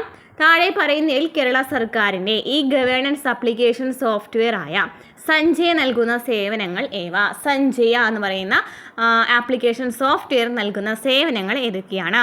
ആൻസർ ഓപ്ഷൻ ഡി ആണ്. മുകളിൽ പറഞ്ഞവയെല്ലാം ഏതൊക്കെയാണ്? ഉടമസ്ഥാവകാശ സർട്ടിഫിക്കറ്റ്, കെട്ടിട വയസ്സ് സർട്ടിഫിക്കറ്റ്, കെട്ടിട നികുതി അടയ്ക്കലൊക്കെ എന്താണ്? സഞ്ജയ എന്ന് പറയുന്ന ആപ്ലിക്കേഷൻ സോഫ്റ്റ്വെയറിൽ നമുക്ക് ലഭ്യമാണ്. ഏതൊക്കെയാണ്? ഉടമസ്ഥാവകാശ സർട്ടിഫിക്കറ്റ്, കെട്ടിട വയസ്സ് സർട്ടിഫിക്കറ്റ്, അതുപോലെ തന്നെ കെട്ടിട നികുതി അടയ്ക്കൽ. കെട്ടിട വയസ്സ് സർട്ടിഫിക്കറ്റും കെട്ടിട നികുതി അടയ്ക്കലൊക്കെ എന്താണ്? സഞ്ജയ എന്ന് പറയുന്ന ആപ്ലിക്കേഷൻ സോഫ്റ്റ്വെയറിൽ ലഭ്യമാണ്. Next question. റോഡ് അപകടങ്ങൾ കുറയ്ക്കാനും ഗതാഗത നിയമലംഘനം തടയാനും സംസ്ഥാനത്തെ മോട്ടോർ വാഹന വകുപ്പ് AI അധിഷ്ഠിത ക്യാമറകൾ സ്ഥാപിച്ച പദ്ധതി. റോഡ് അപകടങ്ങൾ കുറയ്ക്കാനും ഗതാഗത നിയമലംഘനം തടയാനും സംസ്ഥാനത്തെ മോട്ടോർ വാഹന വകുപ്പ് AI അധിഷ്ഠിത ക്യാമറകൾ സ്ഥാപിച്ച പദ്ധതി ഏതാണ്? അപ്പോൾ ഏതാണ്? റോഡ് അപകടങ്ങൾ കുറയ്ക്കാനും ഗതാഗത നിയമലംഘനം തടയാനും സംസ്ഥാനത്തെ മോട്ടോർ വാഹന വകുപ്പ് AI അധിഷ്ഠിത ക്യാമറകൾ സ്ഥാപിച്ച പദ്ധതിയാണ് സേഫ് കേരള. ഇന്ത്യൻ ഉപദ്വീപീയ പീഠഭൂമിയിൽ നിന്നും ഉത്ഭവിക്കുന്ന നദികളാണ് ഉപദ്വീപീയ നദികൾ അല്ലേ? ഉപദ്വീപീയ നദികൾ എന്ന് വെച്ചാൽ എന്താണ്? ഇന്ത്യൻ ഉപദ്വീപീയ പീഠഭൂമിയിൽ നിന്നും ഉത്ഭവിക്കുന്ന നദികളാണ്. താഴെ നൽകിയിരിക്കുന്നവയിൽ പടിഞ്ഞാറോട്ട് ഒഴുകുന്ന നദികൾ ഏതെല്ലാമാണ്? ഉപദ്വീപീയ നദികളിൽ പടിഞ്ഞാറോട്ട് ഒഴുകുന്ന നദികൾ ഏതെല്ലാമാണ്? ഏതാണ്? ആൻസർ ഓപ്ഷൻ ബി ആണ് അല്ലേ? 2 മാത്രമാണ്. നർമ്മദയും താപ്തിയുമാണ് ഉപദ്വീപീയ നദികളിൽ പടിഞ്ഞാറോട്ട് ഒഴുകുന്ന നദികൾ. ഏതൊക്കെയാണ്? നർമ്മദയും താപ്തിയും. നെക്സ്റ്റ്, ചന്ദ്രയാൻ 1 പ്രൊജക്ട് ഡയറക്ടറാണ് അണ്ണാദുരൈ. എന്നാൽ ചന്ദ്രയാൻ 3 പ്രൊജക്ട് ഡയറക്ടർ ആരാണ്? ചന്ദ്രയാൻ 1 പ്രൊജക്ട് ഡയറക്ടർ ആരാണ്? അണ്ണാദുരൈ ആണ്. എന്നാൽ ചന്ദ്രയാൻ 3 പ്രൊജക്ട് ഡയറക്ടർ ആരാണ്? ഡോക്ടർ പി വീരമുത്തുവേലാണ് പ്രൊജക്റ്റ് ഡയറക്ടറാണ് ചോദിച്ചിരിക്കുന്നത് കേട്ടോ. പ്രൊജക്റ്റ് ഡയറക്ടർ ചോദിക്കുകയാണെങ്കിൽ ആരാണ്? Doctor P Veeramuthuvel. Doctor P Veeramuthuvel. Chandrayaan 3 വിക്ഷേപിച്ചതെന്നാണ്? 2023 July 14 അല്ലേ? 2023 ജൂലൈ 14 എന്ത് വിക്ഷേപിച്ചത്? ചന്ദ്രയാൻ 3 വിക്ഷേപിച്ചത്. ചന്ദ്രനിൽ ഇറങ്ങിയ തീയതി ഇമ്പോർട്ടൻ്റ് ആണ്. 2023 ഓഗസ്റ്റ് 23 ചന്ദ്രനിൽ ഇറങ്ങിയത്. ചന്ദ്രനിൽ ഇറങ്ങിയത് 2023 ഓഗസ്റ്റ് 23 ഇനി വിക്ഷേപണ കേന്ദ്രം ചോദിക്കാം. ഏതാണ്? സതീഷ് ധവാൻ സെൻറ്റർ. സതീഷ് ധവാൻ സെൻറ്റർ എവിടെയാണ് വരുന്നത്? ശ്രീഹരിക്കോട്ടയിലാണ്. പിന്നെ പഠിച്ചു വെച്ചിട്ടുള്ള ആ ഒരു സമയത്ത് കറണ്ട് അഫെയറിലൊക്കെ നന്നായി ക്വസ്റ്റ്യൻസ് വന്നിരുന്നു. ലാൻഡറിൻ്റെ പേരൊക്കെ അല്ലേ? ലാൻഡറിൻ്റെ പേര് വിക്രം എന്നും റോവറിൻ്റെ പേര് പ്രഗ്യാൻ എന്നുമാണ്. ലാൻഡറിൻ്റെ പേര് എന്താണ്? വിക്രം എന്നാണ്. റോവറിൻ്റെ പേരെന്താണ്? പ്രഗ്യാൻ എന്നാണ്. പ്രൊജക്റ്റ് ഡയറക്ടർ ചോദിക്കുകയാണെന്നുണ്ടെങ്കിൽ ആരാണ്? പി വീരമുത്തുവേലാണ്. നമ്മൾ കഴിഞ്ഞ ക്വസ്റ്റ്യൻ പേപ്പറിൽ കണ്ടിട്ടുണ്ടായിരുന്നു. ചന്ദ്രയാൻ 3 ബന്ധപ്പെട്ടിട്ട് ഏത് ക്വസ്റ്റ്യനാണ് കണ്ടിട്ടുണ്ടായിരുന്നത്? ISRO ചെയർമാൻ ആരാന്നല്ലേ? ISRO ചെയർമാൻ ആരായിരുന്നു? S സോമനാഥാണ്. അപ്പോൾ തെറ്റരുത് കേട്ടോ. നോക്കി ഓപ്ഷനിലൊക്കെ S സോമനാഥ് ഒക്കെ തന്നിട്ടുണ്ട്. അപ്പോൾ ISRO ചെയർമാൻ ചോദിക്കുകയാണെങ്കിൽ ആരാണ്? S സോമനാഥാണ്. S സോമനാഥാണ്. ഇനി മിഷൻ ഡയറക്ടർ ചോദിക്കുകയാണെങ്കിലോ? മിഷൻ ഡയറക്ടർ ചോദിക്കുകയാണെന്നുണ്ടെങ്കിൽ S മോഹനകുമാറാണ്. S മോഹനകുമാർ. അപ്പോൾ 3 പേരുകൾ പഠിച്ചു വെച്ചിരിക്കുക. ഒന്നാമത്തേതായിട്ട് നമ്മൾ ISRO ചെയർമാൻ പഠിച്ചു വെച്ചിരിക്കുക. ആരാണ്? S സോമനാഥാണ്. ഇനി വീരമുത്തുവേലാണ് പ്രൊജക്ട് ഡയറക്ടർ ആയിരുന്നത്. മിഷൻ ഡയറക്ടർ ആരായിരുന്നു? PS മോഹനകുമാറാണ്. അതുപോലെ തന്നെ ലാൻഡറിൻ്റെ പേര് വിക്രം എന്നും റോവറിൻ്റെ പേരെന്താണ്? പ്രഗ്യാൻ എന്നുമാണ്. ഇത് അല്ലെങ്കിൽ ലാൻഡിങ് സമയം ചന്ദ്രനിൽ ഇറങ്ങിയ തീയതി ചോദിക്കുകയാണെങ്കിൽ 2023 August 23 വിക്ഷേപിച്ചത് 2023 July 14 okay. Next question നോക്കാം. താഴെ കൊടുത്തിരിക്കുന്നതിൽ ശരിയായ പ്രസ്താവന ഏത്? കേരളത്തിൽ ഏലം വിളയുടെ വളർച്ചയ്ക്ക് ആവശ്യമായ ഭൂമിശാസ്ത്ര ഘടകം ഏതാണ്? ഏലം വിളയുടെയാണ് ചോദിച്ചിരിക്കുന്നത് അല്ലേ? അപ്പോൾ ഏതായിരിക്കും വരാ? ഏലം വിള നീർവാർച്ചയുള്ള മണ്ണായിരിക്കണം. ഏലം കൃഷിക്ക് എന്തായിരിക്കണം? നീർവാർച്ചയുള്ള മണ്ണായിരിക്കണം. ഏലം കൃഷിക്ക്. ഓക്കെ. നെക്സ്റ്റ് ക്വസ്റ്റ്യൻ എന്താണ്? അറബിക്കടലുമായി അതിർത്തി പങ്കിടുന്ന സംസ്ഥാനങ്ങളിൽ ഉൾപ്പെടാത്തത് ഏത്? അറബിക്കടലുമായി അതിർത്തി പങ്കിടുന്ന സംസ്ഥാനങ്ങളിൽ ഉൾപ്പെടാത്തത് ഏതാണ്? നമുക്ക് ആ ഒരു മാപ്പ്, ഇന്ത്യയുടെ മാപ്പ് തന്നെ ആലോചിച്ച് നമുക്ക് കിട്ടൂലേ? അറബിക്കടൽ എവിടെയാണ് വരുന്നത്? പടിഞ്ഞാറാണ് അറബിക്കടൽ വരുന്നത് അല്ലേ? അപ്പോൾ ഈ ഒരു ഭാഗത്ത് വരുന്ന ഏതാണ്? ഇത് തന്നിരിക്കുന്നില്ല. ആന്ധ്രാപ്രദേശാണ് അറബിക്കടലുമായി അതിർത്തി പങ്കിടുന്ന സംസ്ഥാനങ്ങളിൽ ഉൾപ്പെടാത്തത്.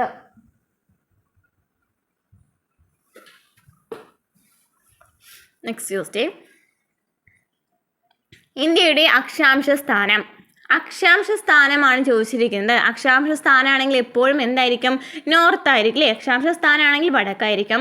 എന്നാൽ രേഖാംശ സ്ഥാനമാണെങ്കിൽ കിഴക്കായിരിക്കും. അപ്പോൾ നമുക്ക് തന്നിരിക്കുന്നതിൽ വടക്ക് വരുന്ന ഓപ്ഷൻസ് നോക്കിയാൽ മതി. സിയും ബിയും വടക്ക് വന്നിട്ടുണ്ട്. നോക്കിയേ, അക്ഷാംശം രേഖാംശം ഇടകളായിട്ട് അങ്ങോട്ട് തന്നേക്കാണ് അല്ലേ? അപ്പോൾ ഏതാ വരാം? 8-4 വടക്കും 37-6 വടക്കും അല്ലേ ആൻസർ വരാം അല്ലേ? ഓപ്ഷൻ സി ആണ്. 8-4 വടക്കും 37-6 വടക്കുമാണ് ഇന്ത്യയുടെ അക്ഷാംശ സ്ഥാനം. എന്നാൽ രേഖാംശ സ്ഥാനം ചോദിക്കുകയാണെങ്കിലോ 68-7 കിഴക്കും 97-25 കിഴക്കുമാണ് എന്ത് വരുന്നത്? രേഖാംശ സ്ഥാനം വരുന്നത്. അക്ഷാംശ സ്ഥാനമാണെങ്കിൽ 8-4 വടക്കും 37-6 വടക്കും. ഇനി രേഖാംശ സ്ഥാനമാണെങ്കിൽ 68-7 കിഴക്കും 97-25 കിഴക്കും. Next question.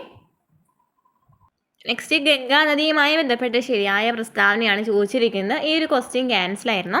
ഗംഗാ നദി ഇന്ത്യയുടെ ദേശീയ നദിയായിട്ട് പ്രഖ്യാപിച്ചെന്നാണ് 2008 നവംബർ 4 ഗംഗാ നദിയെ ദേശീയ നദിയായിട്ട് പ്രഖ്യാപിച്ചത്. 2008 നവംബർ 4 ഇന്ത്യയിലെ ഏറ്റവും നീളം കൂടിയ നദിയാണ് ഗംഗ. ഗംഗയുടെ നീളം എത്രയാണ്? 25-25 ഗംഗയുടെ നീളം എന്ന് പറയുന്നത്. 2525 ഉത്ഭവിക്കുന്നത് എവിടെ നിന്നാണ്? ഗായ്മുഖ് ഗുഹയിൽ നിന്നാണ്. ഗംഗോത്രി ഹിമാനിയിലെ ഗായ്മുഖ് ഗുഹയിൽ നിന്നാണ് ഗംഗ ഉത്ഭവിക്കുന്നത്. അതുപോലെ തന്നെ ഏറ്റവും വലിയ പോഷക നദി യമുനയാണ് അല്ലേ? ഗംഗയുടെ ഏറ്റവും വലിയ പോഷക നദി യമുനയാണ്. ഗണ്ഡക് എന്ന് പറയുന്നത് മറ്റു പ്രധാന പോഷക നദികളിൽ വരുന്നവയാണ്. ഏതൊക്കെയാണ് പ്രധാനപ്പെട്ട പോഷക നദികൾ? യമുനയാണ് ഏറ്റവും വലിയ പോഷക നദി. പിന്നെ കോസി, സോൺ, ഗോമതി, ഗണ്ഡക്, ദാമോദർ, രാംഗംഗ. കോസി, സോൺ, ഗോമതി, ഗണ്ഡക്, ദാമോദർ, രാംഗംഗ. കോസി, സോൺ, ഗോമതി, ഗണ്ഡക്, ദാമോദർ, രാംഗംഗ. ഇന്ത്യയിലെ ഏറ്റവും കൂടുതൽ പോഷക നദിയുള്ള നദി ചോദിക്കുകയാണെന്നുണ്ടെങ്കിലും ഏത് തന്നെയാണ്? ഗംഗയാണ്. ഏതൊക്കെയാണ് പോഷക നദികൾ? യമുന, കോസി, സോൺ, ഗോമതി, ഗണ്ഡക്, ദാമോദർ, രാംഗംഗ. ഇനി ഈ ഗംഗാ നദി ഉത്ഭവിക്കുന്നത് നമ്മൾ പറഞ്ഞു. ഇനി എന്താണ് അവസാനിക്കുന്നത് എവിടെയാണ്? ബംഗാൾ ഉൾക്കടലിലാണ്. എവിടെയാണ്? ബംഗാൾ ഉൾക്കടലിലാണ്. ബംഗാൾ ഉൾക്കടലിലാണ്. നെക്സ്റ്റ് ക്വസ്റ്റ്യൻ നോക്കാം. വെള്ളവും വളവും കണികാരൂപത്തിൽ ഡ്രിപ്പറുകളിലൂടെ നൽകുന്ന രീതി. വെള്ളവും വളവും കണികാരൂപത്തിൽ ഡ്രിപ്പറുകളിലൂടെ നൽകുന്ന രീതിയെ പറയപ്പെടുന്നതെന്നാണ്. ആൻസർ ഓപ്ഷൻ ഡി ആണ്, ഫെർട്ടിഗേഷൻ. അല്ലേ? നമ്മൾ കഴിഞ്ഞ ക്ലാസ്സിൽ പറഞ്ഞിട്ടുണ്ടായിരുന്നല്ലോ അല്ലേ? കഴിഞ്ഞ ക്ലാസ്സിൽ നമ്മൾ ജോഗ്രഫി SCRT ചാപ്റ്റേഴ്സ് എടുത്തിട്ടുണ്ടായിരുന്നു. കേരള ജോഗ്രഫി SCRT ചാപ്റ്റേഴ്സ് എടുത്തിട്ടുണ്ടായിരുന്നു. അതിൽ ഡീറ്റെയിൽ ആയിട്ട് പറയുന്നുണ്ട്. ഫെർട്ടിഗേഷൻ എന്താണ്, വെർട്ടിക്കൽ ഫാമിംഗ് എന്താണ്, എയറോപോണിക്സ്, ഹൈഡ്രോപോണിക്സ് ഒക്കെ എന്താണ് പറയുന്നുണ്ട്. ഈ ഒരു ക്വസ്റ്റ്യൻ പേപ്പറിൽ നമുക്ക് ആ ഒരു ക്വസ്റ്റ്യൻസ് കാണാനായിട്ട് സാധിക്കും. അപ്പോൾ എന്തായിരുന്നു വെർട്ടിക്കൽ ഫാമിംഗ് എന്ന് വെച്ചാൽ എന്താണ്? സ്ഥലമില്ലാത്ത ആൾക്കാർക്ക് എന്താണ് ലംബമായിട്ട് അടുക്കി വെച്ചിരിക്കുന്ന പാളികളിലായിട്ട് അല്ലേ, ലംബമായിട്ട് പാളികൾ പോലെ ഇങ്ങനെ അടുക്കി വെച്ചിരിക്കുന്ന പോലെ കൃഷി ചെയ്യാനായിട്ട് സാധിക്കും. അതിനെയാണെന്ന് പറയുന്നത് വെർട്ടിക്കൽ ഫാമിംഗ് എന്ന് പറയുന്നത്. അതിന് എക്സാമ്പിൾ ആയിരുന്നു ഇതൊക്കെ ഹൈഡ്രോപോണിക്സും എയറോപോണിക്സും ഒക്കെ അല്ലേ. ഇനി എന്താണ് ഫെർട്ടിഗേഷൻ എന്ന് വെച്ചാൽ വെള്ളവും വളവും കണികാരൂപത്തിൽ ഡ്രിപ്പറുകളിലൂടെ നൽകുന്ന രീതിയാണ് ഫെർട്ടിഗേഷൻ എന്ന് പറയുന്നത്. Next question. മൺസൂണിൻ്റെ പിൻവാങ്ങൽ കാലം എന്നറിയപ്പെടുന്നത്. മൺസൂണിൻ്റെ പിൻവാങ്ങൽ കാലം എന്നറിയപ്പെടുന്നത് ഏതാണ്? വടക്ക് കിഴക്കൻ മൺസൂൺ കാറ്റുകളാണ് മൺസൂണിൻ്റെ പിൻവാങ്ങൽ കാലം എന്നറിയപ്പെടുന്നത്. അപ്പോൾ തെക്ക് പടിഞ്ഞാറൻ മൺസൂൺ കാറ്റുകളെ കുറിച്ചിട്ട് എന്താ നമുക്ക് പറയാനുള്ളത്? തെക്ക് പടിഞ്ഞാറൻ മൺസൂൺ കാറ്റുകളെ കുറിച്ചിട്ട് കാലവർഷം എന്നറിയപ്പെടുന്നത് അല്ലേ. കൂടുതൽ മഴ കേരളത്തിലേക്ക് എത്തുന്നത് ഏത് മൺസൂൺ കാറ്റാണ്? തെക്ക് പടിഞ്ഞാറൻ മൺസൂൺ കാറ്റാണ് അല്ലേ. വരുന്ന ഭാഗം അല്ലേ, മൺസൂണിൻ്റെ വരവാണ് വരുന്നത്. മൺസൂണിൻ്റെ പിൻവാങ്ങൽ കാലം ചോദിക്കുകയാണെങ്കിൽ ഏതാണ്? വടക്ക് കിഴക്കൻ മൺസൂൺ കാറ്റുകളാണ് തുലാവർഷം എന്നൊക്കെ അറിയപ്പെടുന്നത്. ഇതും എന്താണ്? SCRT ആണ്. SCRTയിൽ നമ്മൾ കറക്റ്റ് ഇന്നലത്തെ ക്ലാസ്സിൽ പറഞ്ഞിട്ടുണ്ടായിരുന്നു അല്ലേ. Next question. താഴെ തന്നിരിക്കുന്ന പ്രസ്താവനയിൽ ശരിയല്ലാത്തത് ഏത്? നിള എന്ന പേരിൽ അറിയപ്പെടുന്നത് ഭാരതപ്പുഴയാണ്. നിള, പേരാർ എന്നൊക്കെ അറിയപ്പെടുന്നത് ഇത് തന്നെയാണ്, ഭാരതപ്പുഴയാണ്. അത് ശരിയാണല്ലോ. കേരളത്തിലെ ഏറ്റവും നീളമുള്ള നദി ഭാരതപ്പുഴയാണോ? അല്ല, പെരിയാറാണല്ലേ. കേരളത്തിലെ ഏറ്റവും നീളമുള്ള നദി ഇതാണ്, പെരിയാറാണ്. ഈ ഭാരതപ്പുഴ ആനമലയിൽ നിന്ന് ഉത്ഭവിക്കുന്നു. ഭാരതപ്പുഴ എവിടെ നിന്നാണ് ഉത്ഭവിക്കുന്നത്? ആനമലയിൽ നിന്നാണ് ഉത്ഭവിക്കുന്നത്. ഏതൊക്കെ ജില്ലകളിലൂടെയാണ് കടന്നു പോകുന്നത്? തൃശ്ശൂർ, പാലക്കാട്, മലപ്പുറം ജില്ലകളിലൂടെയാണ് കടന്നു പോകുന്നത്. മാമാങ്കം നടക്കുന്നത് ഭാരതപ്പുഴയുടെ തീരത്താണ്. അതും ശരിയാണ്. അപ്പോൾ ശരിയല്ലാത്ത പ്രസ്താവന നമുക്ക് കണ്ടു, ഓപ്ഷൻ ബി ആണ്. Next question. 2023 Vayalar award Sreekumaran തമ്പിക്ക് നേടിക്കൊടുത്ത കൃതി ഇതാണ്. 2023 വയലാർ അവാർഡ് ലഭിച്ചത് ആർക്കാണ്? ശ്രീകുമാരൻ തമ്പിക്കാണ്. അദ്ദേഹത്തിൻ്റെ ഇതിലായിരുന്നു ജീവിതം ഒരു പെൻഡുല അല്ലേ. ജീവിതം ഒരു പെൻഡുല എന്ന് പറയുന്ന കൃതിക്കാണ് വയലാർ അവാർഡ് ലഭിച്ചിട്ടുണ്ടായിരുന്നത്. ഇനി 2024 വയലാർ അവാർഡ് ലഭിച്ചത് ആർക്കാണ്? 2024 വയലാർ അവാർഡ് ലഭിച്ചത് ആർക്കാണ്? 2024 വയലാർ അവാർഡ് ലഭിച്ചത് ആർക്കാണ്? അശോകൻ ചെരുവിലിനായിരുന്നു അല്ലേ. അശോകൻ ചെരുവിലിനാണ്. ഏതാണ് കൃതി ചോദിക്കുകയാണെങ്കിൽ ഏതാണ്? കാട്ടൂർ കടവ്. അശോകൻ ചെരുവിൽ, കാട്ടൂർ കടവ്. 2024 വയലാർ അവാർഡ് ലഭിച്ചത് ആർക്കാണ്? അശോകൻ ചെരുവിലിന് ഏതാണ്? കാട്ടൂർ കടവ്. ഇതാണ് കാട്ടൂർ കടവ്. നെക്സ്റ്റ് നമുക്ക് 2025 നോക്കാം. 2025 വയലാർ അവാർഡ് ലഭിച്ചത് ആർക്കാണ്? 2025 ഇ സന്തോഷ് കുമാറിനാണ്. സന്തോഷ് കുമാറിനെ കൃതി ചോദിക്കാവുന്ന ഒരു ക്വസ്റ്റ്യൻ തന്നെയാണ്. ഏതാണ്? തപോമയിയുടെ അച്ഛൻ. ഏതാണ്? ആരുടേതാണെന്ന് ചോദിക്കാം. സന്തോഷ് കുമാറിൻ്റെതാണ്. അപ്പോൾ 2023 വയലാർ അവാർഡ് ലഭിച്ചത് ശ്രീകുമാരൻ തമ്പിക്കാണ്. ജീവിതം ഒരു പെൻഡുലം എന്ന് പറയുന്ന കൃതിയാണ്. ഇനി നമുക്ക് 2024 2025 നന്നായിട്ട് പഠിച്ചു വെച്ചിരിക്കേണ്ടത്. 2024 അശോകൻ ചെരുവിൽ, കാട്ടൂർ കടവ്. 2025 വയലാർ അവാർഡ് ലഭിച്ചത് ആർക്കാണ്? ഇ സന്തോഷ് കുമാറിനാണ്. തപോമയിയുടെ അച്ഛൻ. അപ്പോൾ എഴുത്തച്ഛൻ പുരസ്കാരം കൂടി പറഞ്ഞു പോയാലോ. എഴുത്തച്ഛൻ പുരസ്കാരം 2024 ലഭിച്ചത് ആർക്കാണ്? NS മാധവനാണ്. എഴുത്തച്ഛൻ പുരസ്കാരം 2024 ലഭിച്ചത് NS മാധവനും. 2025 എഴുത്തച്ഛൻ പുരസ്കാരം ലഭിച്ചത് KG ശങ്കരപിള്ളയ്ക്കുമാണ്. 2024 NS മാധവൻ, 2025 ആർക്കാണ്? KG ശങ്കരപിള്ള എഴുത്തച്ഛൻ പുരസ്കാരം. Next question. ഐക്യരാഷ്ട്ര സംഘടന 2023 ഏത് വർഷമായി ആചരിക്കുന്നു? 2023 ഏത് വർഷമായിട്ടാണ് ആചരിച്ചത്? ചെറുധാന്യ വർഷമായിട്ടായിരുന്നു അല്ലേ? ആ ഒരു ക്വസ്റ്റ്യൻ പേപ്പറിലൊക്കെ കാണാൻ കുറേ ക്വസ്റ്റ്യൻ പേപ്പേഴ്സ് 2023 നടന്ന 2024 നടന്ന PSC പരീക്ഷകളിലൊക്കെ ഈ ഒരു ക്വസ്റ്റ്യൻ ചോദിച്ചിട്ടുണ്ട്. ചെറുധാന്യ വർഷമായിട്ടാണ് 2023 ആചരിച്ചത്. ഇനി 2026 പ്രത്യേകതകൾ ഏതൊക്കെയാണ്? 3 പ്രധാന അന്താരാഷ്ട്ര വർഷങ്ങളായിട്ടാണ് പ്രഖ്യാപിച്ചിട്ടുള്ളത്. 3 എണ്ണമാണ് പഠിച്ചു വെച്ചിരിക്കണം. എന്തായാലും ഇനി വരുന്ന എക്സാമുകളിലൊക്കെ പ്രതീക്ഷിക്കാം. മേച്ചിൽപ്പുറങ്ങൾക്കും നാടോടികൾക്കുമുള്ള അന്താരാഷ്ട്ര വർഷം എന്താണ്? മേച്ചിൽപ്പുറങ്ങൾക്കും നാടോടികൾക്കുമുള്ള അന്താരാഷ്ട്ര വർഷം. വനിതാ കർഷകരുടെ അന്താരാഷ്ട്ര വർഷം. വനിതാ കർഷകരുടെ അന്താരാഷ്ട്ര വർഷം. സുസ്ഥിര വികസനത്തിനായുള്ള സന്നദ്ധ പ്രവർത്തകരുടെ അന്താരാഷ്ട്ര വർഷം. ഏതൊക്കെയാണ്? മേച്ചിൽപ്പുറങ്ങൾക്കും നാടോടികൾക്കുമുള്ള അന്താരാഷ്ട്ര വർഷം, വനിതാ കർഷകരുടെ അന്താരാഷ്ട്ര വർഷം, സുസ്ഥിര വികസനത്തിനായുള്ള സന്നദ്ധ പ്രവർത്തകരുടെ അന്താരാഷ്ട്ര വർഷം. Next question. പെരിയാറിൻ്റെ പോഷക നദികൾ ഏതെല്ലാം? ഏതൊക്കെയാണ് പെരിയാറിൻ്റെ പോഷക നദികൾ വരുന്നത്? ഏതൊക്കെയാണ്? മുതിരമ്പുഴ വരുന്നുണ്ട്, പെരിഞ്ചാംകുട്ടിയാർ വരുന്നുണ്ട് അല്ലേ? പെരിഞ്ചാംകുട്ടിയാർ വരുന്നുണ്ട്. പിന്നെ ഏതൊക്കെയാണ്? കട്ടപ്പനയാറും വരുന്നുണ്ട് അല്ലേ? മുതിരമ്പുഴ, പെരിഞ്ചാംകുട്ടിയാർ, കട്ടപ്പനയാർ ഒക്കെ ആരുടേതാണ്? പെരിയാറിൻ്റെ പോഷക നദികളാണ്. പെരിയാറിൻ്റെ പോഷക നദികളാണ്. Next question. ചേരുംപടി ചേർക്കുക. വന്യജീവി സങ്കേതവും ജില്ലയാണ് തന്നിരിക്കുന്നത്. നെയ്യാർ വന്യജീവി സങ്കേതം എവിടെയാണ്? തിരുവനന്തപുരത്താണ്. ശരിയാണ് അല്ലേ? ഇനി ചെന്തുരുണി എവിടെയാണ്? കൊല്ലത്താണല്ലോ. ചെന്തുരുണി കൊല്ലത്താണ്. കരിമ്പുഴ മലപ്പുറത്താണ്. കൊട്ടിയൂർ കണ്ണൂരാണ്. നമുക്ക് തന്നിരിക്കുന്ന കറക്റ്റ് ഓർഡറിലാണ്. ആൻസർ ഓപ്ഷൻ എ ആണ്. നെയ്യാർ തിരുവനന്തപുരം, ചെന്തുരുണി കൊല്ലം, കരിമ്പുഴ മലപ്പുറം, കൊട്ടിയൂർ കണ്ണൂർ. Next question. 2023 വൈദ്യശാസ്ത്ര നോബൽ സമ്മാന ജേതാക്കളായ doctor Katalin Kariko, Drew Weissman എന്നിവർക്ക് എന്തിൻ്റെ കണ്ടുപിടുത്തത്തിനാണ് സമ്മാനം ലഭിച്ചത്? അപ്പോൾ 2023 വൈദ്യശാസ്ത്ര നോബൽ സമ്മാന ജേതാക്കൾ ആരൊക്കെയാണ്? കാറ്റ്ലിൻ കാരിക്കോയും ഡ്രൂ വൈസ്മാൻ ആണ്. എന്നിവർക്ക് എന്തിനുള്ള കണ്ടുപിടുത്തത്തിനായിരുന്നു ലഭിച്ചിട്ടുണ്ടായിരുന്നത്? ആൻസർ ഓപ്ഷൻ സി ആണ്. mRNA വാക്സിൻ വികസിപ്പിച്ചതിനായിരുന്നു. ഇനി 2025 വൈദ്യശാസ്ത്ര നോബൽ സമ്മാനം ലഭിച്ചത് ആർക്കൊക്കെയാണ്? Mary Brunkow, Shimon Sakaguchi, Fred Ramsdell. ആരൊക്കെയാണ്? Mary Brunkow, Shimon Sakaguchi, Fred Ramsdell. Mary Brunkow, Shimon Sakaguchi, Fred Ramsdell എന്നിവർക്കാണ്. എന്തിനു വേണ്ടിയിട്ടാണ്?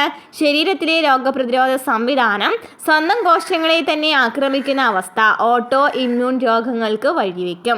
ഈ ആക്രമണത്തിൽ നിന്നും കോശത്തെ എങ്ങനെയാണ് സംരക്ഷിക്കുക എന്ന് പറയുന്നതാണ്. അതായത് പെരിഫറൽ ഇമ്മ്യൂൺ ടോളറൻസ് എന്ന സുരക്ഷാ സംവിധാനത്തിനാണ് അവർക്ക് ലഭിച്ചിട്ടുണ്ടായിരുന്നത്. ഇതാണ് പെരിഫറൽ ഇമ്മ്യൂൺ ടോളറൻസ് എന്ന സുരക്ഷാ സംവിധാനമാണ് ഇത് സാധ്യമാക്കുന്നത്. ഇത് സംബന്ധിച്ചിട്ടുള്ള കണ്ടുപിടുത്തത്തിനാണ് ആർക്ക് ലഭിച്ചിട്ടുണ്ടായിരുന്നത്?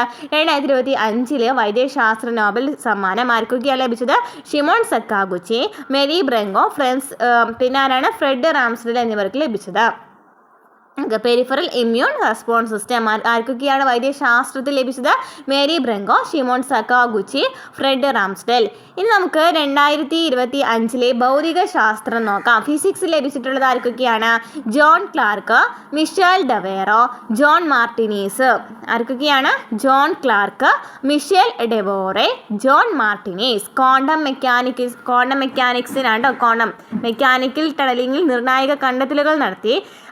ഇതിലാണ് ആർക്ക് ലഭിച്ചിട്ടുണ്ടായിരുന്നത്? ഭൗതിക ശാസ്ത്രം ഫിസിക്സ് ജോൺ ക്ലാർക്കൽ, മിഷേൽ ഡെവോറെ, അതുപോലെ തന്നെ ജോൺ മാർട്ടിനീസ്.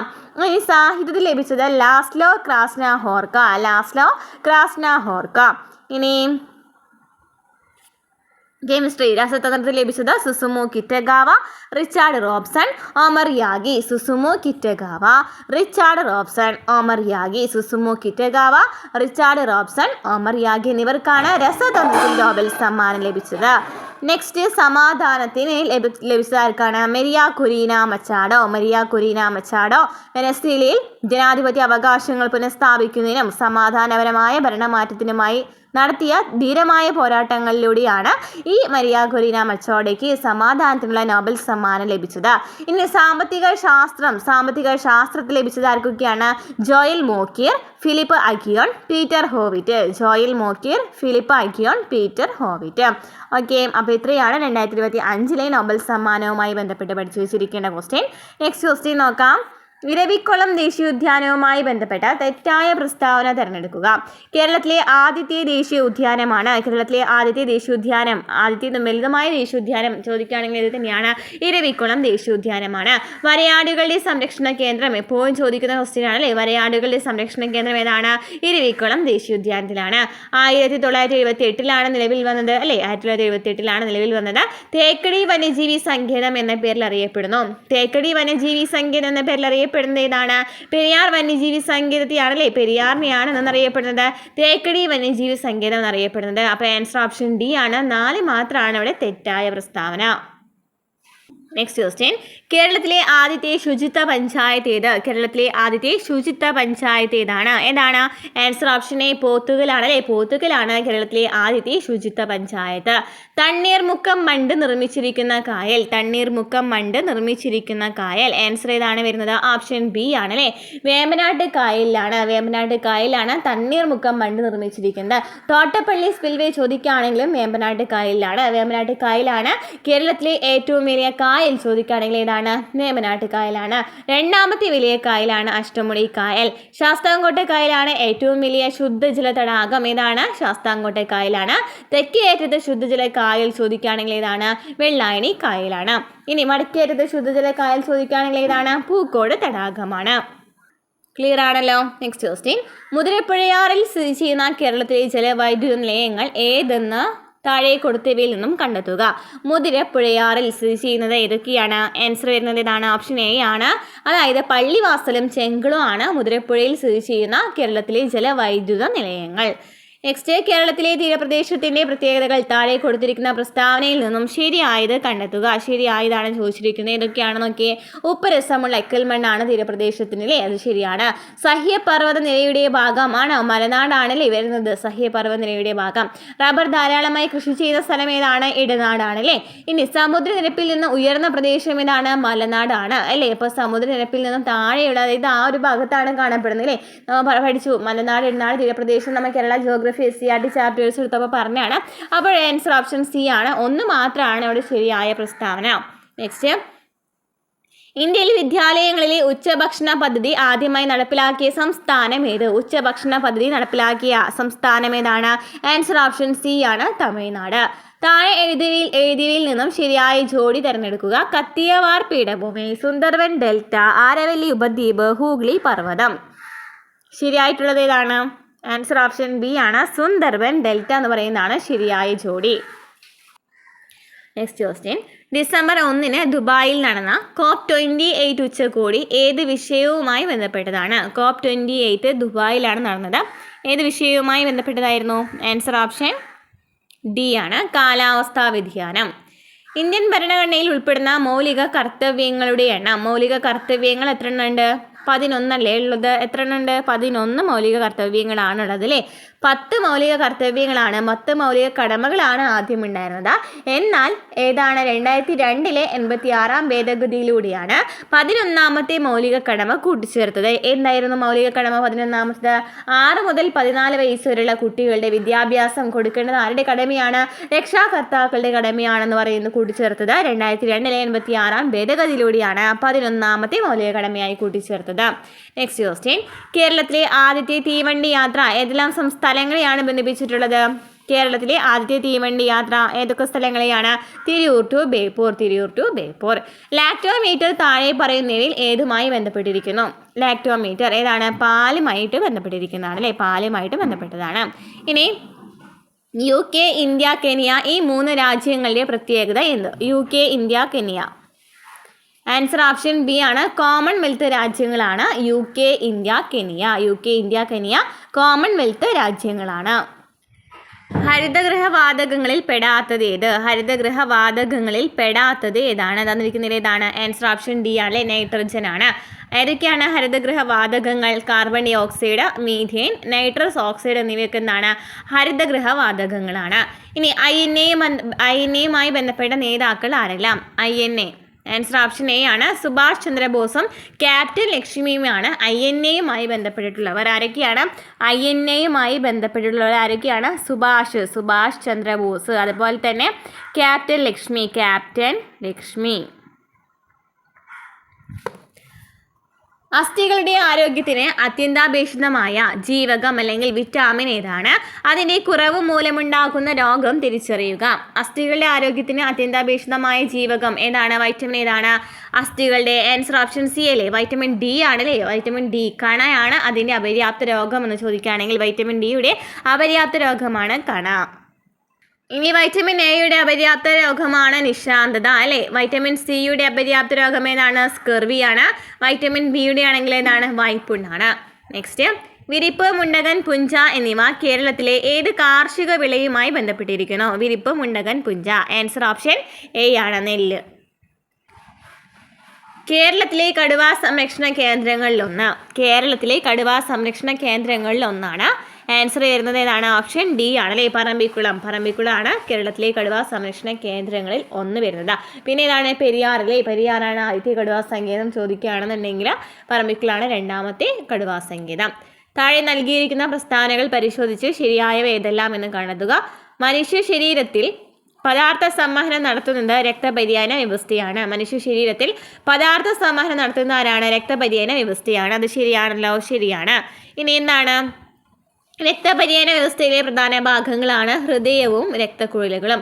രക്തപര്യന വ്യവസ്ഥയിൽ വരുന്നവയാണ് ഹൃദയവും രക്തക്കുഴലുകളും. ശരിയാണ്.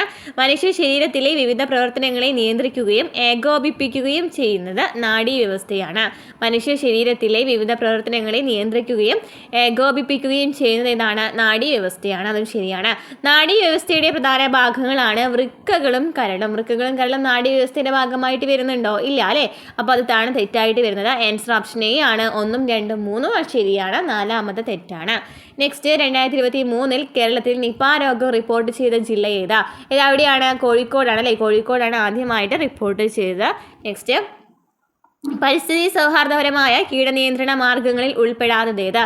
പരിസ്ഥിതി സൗഹാർദ്ദപരമായ കീടനിയന്ത്രണ മാർഗങ്ങളിൽ ഉൾപ്പെടാത്തത് ഏതാണ്? ഉൾപ്പെടാത്തത് ഏതാണ്? ആൻസർ ഓപ്ഷൻ ബി ആണല്ലേ, ഉറുമ്പുപൊടിയാണ് വരാത്തത്. ബാക്കിയൊക്കെ നോക്കി നോക്കിയേ. മിത്രകീടങ്ങൾ, വേപ്പിൻ കുരു, സത്ത്, വെളുത്തുള്ളി മിശ്രിതമൊക്കെ എന്താണ്? പരിസ്ഥിതി സൗഹാർദ്ദപരമായ കീടനിയന്ത്രണ മാർഗങ്ങളാണ്. വേരുകൾ വായുവിലേക്ക് വളരുന്ന രീതിയിൽ സസ്യങ്ങളെ വളർത്തി പോഷകലായനികൾ വേരിലേക്ക് സ്പ്രേ ചെയ്യുന്ന കൃഷി രീതി ഏതാണ്? ഏതാണ്? വേരുകൾ വായുവിലേക്കാണ് വളർത്തുന്നത് അല്ലേ. അപ്പോൾ ഏതാ വരുന്നത്? എയറോപോണിക്സ് അല്ലേ. ആൻസർ ഓപ്ഷൻ എ ആണ്, എയറോപോണിക്സ്. ദൃശ്യപ്രകാശം അതിൻ്റെ ഘടകവർണ്ണങ്ങളായി വേർതിരിയുന്ന പ്രതിഭാസം ഏതാണ്? ഏതാണ്? ആൻസർ ഓപ്ഷൻ ബി ആണ്, പ്രകീർണനമാണ്. ദൃശ്യപ്രകാശം അതിൻ്റെ ഘടകവർണ്ണങ്ങളായി വേർതിരിയുന്ന പ്രതിഭാസം. ആറ്റത്തെ സംബന്ധിച്ച് താഴെ കൊടുത്തിരിക്കുന്ന പ്രസ്താവനകൾ പരിശോധിച്ച് ശരിയായവ കണ്ടെത്തുക. ആറ്റത്തിൻ്റെ കേന്ദ്രഭാഗം ന്യൂക്ലിയസ് എന്നറിയപ്പെടുന്നു. ആറ്റത്തിൻ്റെ കേന്ദ്രഭാഗത്ത് എന്നറിയപ്പെടുന്നത് ന്യൂക്ലിയസ് എന്നാണ് അറിയപ്പെടുന്നത്. ആറ്റവും ആറ്റത്തിൻ്റെ ഘടനയൊക്കെ നമ്മൾ എടുത്തിട്ടുണ്ടായിരുന്നു അല്ലേ, ചാപ്റ്റേഴ്സ് എടുത്തിട്ടുണ്ടായിരുന്നു. അതുപോലെ തന്നെ ആ ഒരു ഭാഗത്ത് നിന്ന് BSc ചോദിച്ച ചോദ്യങ്ങളും നമ്മൾ ചെയ്തിട്ടുണ്ടായിരുന്നു. കെമിസ്ട്രി PYQ എന്ന് പറയുന്ന ഒരു സെക്ഷൻ നോക്കിയാൽ മതി, പ്ലേലിസ്റ്റ് നോക്കിയാൽ മതി കേട്ടോ. ഇനി ഇലക്ട്രോണുകൾ ന്യൂക്ലിയസിൽ കാണപ്പെടുന്നു. ഇലക്ട്രോണുകൾ എവിടെയാണ് കാണപ്പെടുന്നത്? ഇങ്ങനെ കറങ്ങിക്കൊണ്ടിരിക്കുകയാണല്ലേ, ന്യൂക്ലിയസിനുള്ളിലല്ല കാണപ്പെടുന്നത്. ന്യൂക്ലിയസിനുള്ളിൽ കാണപ്പെടുന്ന ഏതൊക്കെയാണ്? പ്രോട്ടോണും ന്യൂട്രോണുമാണ് ന്യൂക്ലിയസിനുള്ളിൽ കാണപ്പെടുന്നത്. അപ്പോൾ അത് തെറ്റാണ്. ആറ്റത്തിലെ പോസിറ്റീവ് ചാർജുള്ള കണമാണ് പ്രോട്ടോൺ. ശരിയാണല്ലേ. പ്രോട്ടോൺ എന്ന് പറയുന്ന പോസിറ്റീവ് ചാർജുള്ള കണമാണ്. ഇലക്ട്രോൺ ആണെങ്കിലോ നെഗറ്റീവ് ചാർജുള്ള കണമാണ്. എന്നാൽ ന്യൂട്രോണിൻ്റെ ചാർജ് എന്താണ്? ന്യൂട്രോണിന് ചാർജ് ഇല്ല. ഓക്കെ, അവിടെ നമുക്ക് തന്നിരിക്കുന്നതിൽ എന്താണ്? ശരിയായവ കണ്ടെത്താനാണ്. ആൻസർ വരുന്നതാണ് ഓപ്ഷൻ ബി ആണ്. 1, 3 ആണ് ശരിയായ പ്രസ്താവന. താഴെ കൊടുത്തിരിക്കുന്നതിൽ ഹൈഡ്രജൻ വാതകം ഉണ്ടാകുന്നത് ഏത് സന്ദർഭത്തിലാണ്? ഹൈഡ്രജൻ വാതകം ഉണ്ടാകുന്നത് ഏത് സന്ദർഭത്തിലാണ്? ഏത് സന്ദർഭത്തിലാണ്? ഒരു ആസിഡ് ലോഹവുമായിട്ട് പ്രവർത്തിക്കുമ്പോഴാണ് അല്ലേ. അതായത് ഹൈഡ്രോക്ലോറിക് ആസിഡ് സിങ്ക് അല്ലേ, സിങ്ക് ലോഹവുമായിട്ട് പ്രവർത്തിക്കുമ്പോൾ എന്ത് സംഭവിക്കും?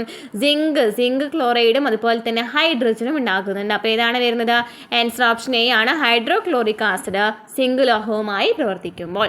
ഇരുമ്പിൻ്റെ അയിര് ഏത്? ഇരുമ്പിൻ്റെ അയിര് ഏതാണ്? ഹാമറ്റേറ്റ് ആണ് അല്ലേ. ഇരുമ്പിൻ്റെ അയിര് ഏതാണ്? ഹാമറ്റേറ്റ് ആണ്. അപ്പോൾ ബോക്സൈറ്റ് എന്തിനെയാണ്? അലുമിനിയത്തിൻ്റെ അയിരാണ്. ഇനി കലാമൻ എന്ന് പറയുന്നത് എന്തിനെയാണ്? സിങ്കിൻ്റെ അയിരാണ്. അപ്പോൾ കുപ്രേറ്റ് ഏതാണ്? കുപ്രേറ്റ് ഏതാണെന്ന് കമൻറ്റ് ചെയ്യട്ടോ. കുപ്രേറ്റ് എന്ന് പറയുന്നത് ഏത് ലോഹത്തിൻ്റെ അയിരാണ്? നെക്സ്റ്റ് ക്വസ്റ്റ്യൻ എന്താണ്? പാരപ്പെറ്റിൽ വെച്ചിരിക്കുന്ന ഒരു ചെടിച്ചട്ടി താഴേക്ക് പതിക്കുമ്പോൾ അതിനുണ്ടാകുന്ന ഊർജ്ജമാറ്റം ഏതാണ്? എന്താണ്?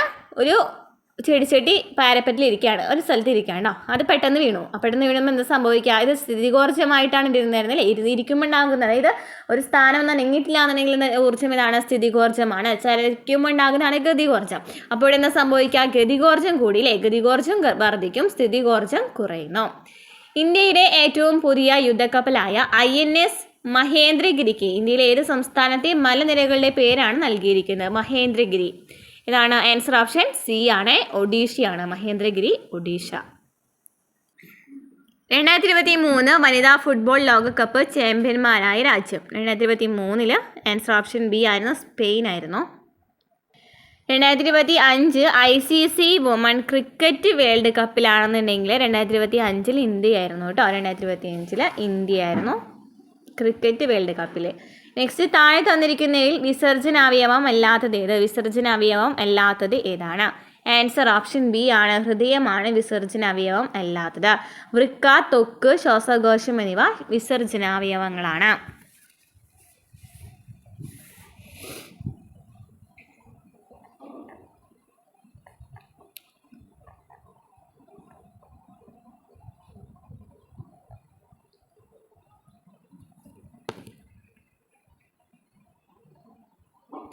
ചുവടെ കൊടുത്തിരിക്കുന്നതിൽ വൈറസ് മൂലമുണ്ടാകുന്ന രോഗം ഏതാണ്? തന്നിരിക്കുന്നതിൽ ഏതാണ്? എയ്ഡ്സ് അല്ലേ, എയ്ഡ്സ് അല്ലേ വരുന്നത്? ആൻസർ ഓപ്ഷൻ എ ആണ്, എയ്ഡ്സ്. എലിപ്പനി, ക്ഷയം, ഡിഫ്തീരിയ ഒക്കെ എന്താണ്? ബാക്ടീരിയ രോഗങ്ങളാണ്. പുകവലി മൂലം ശ്വാസകോശത്തിലെ വായു അറകളുടെ ഇലാസ്റ്റികത നഷ്ടപ്പെട്ട് അവ പൊട്ടുകയും വൈറ്റൽ കപ്പാസിറ്റി കുറയുകയും ചെയ്യുന്ന രോഗാവസ്ഥ. പുകവലി മൂലം ശ്വാസകോശത്തിലെ വായു അറകളുടെ ഇലാസ്റ്റികത നഷ്ടപ്പെട്ട് അവ പൊട്ടുകയും വൈറ്റൽ കപ്പാസിറ്റി കുറയുകയും ചെയ്യുന്ന രോഗാവസ്ഥ ഏതാണ്? ആൻസർ ഓപ്ഷൻ ഡി ആണ്, എംഫിസീമ. നൂതന സാങ്കേതിക വിദ്യയുടെ സഹായത്തോടെ കുഷ്ഠരോഗ നിർമ്മാർജ്ജനത്തിന് കേരള ആരോഗ്യ വകുപ്പ് നടപ്പിലാക്കിയ പദ്ധതി? നൂതന സാങ്കേതിക വിദ്യയുടെ സഹായത്തോടെ കുഷ്ഠരോഗ നിർമ്മാർജ്ജനം.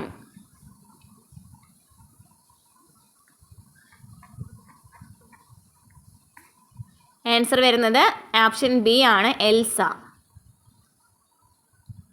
എൽസയാണ്, എൽസ.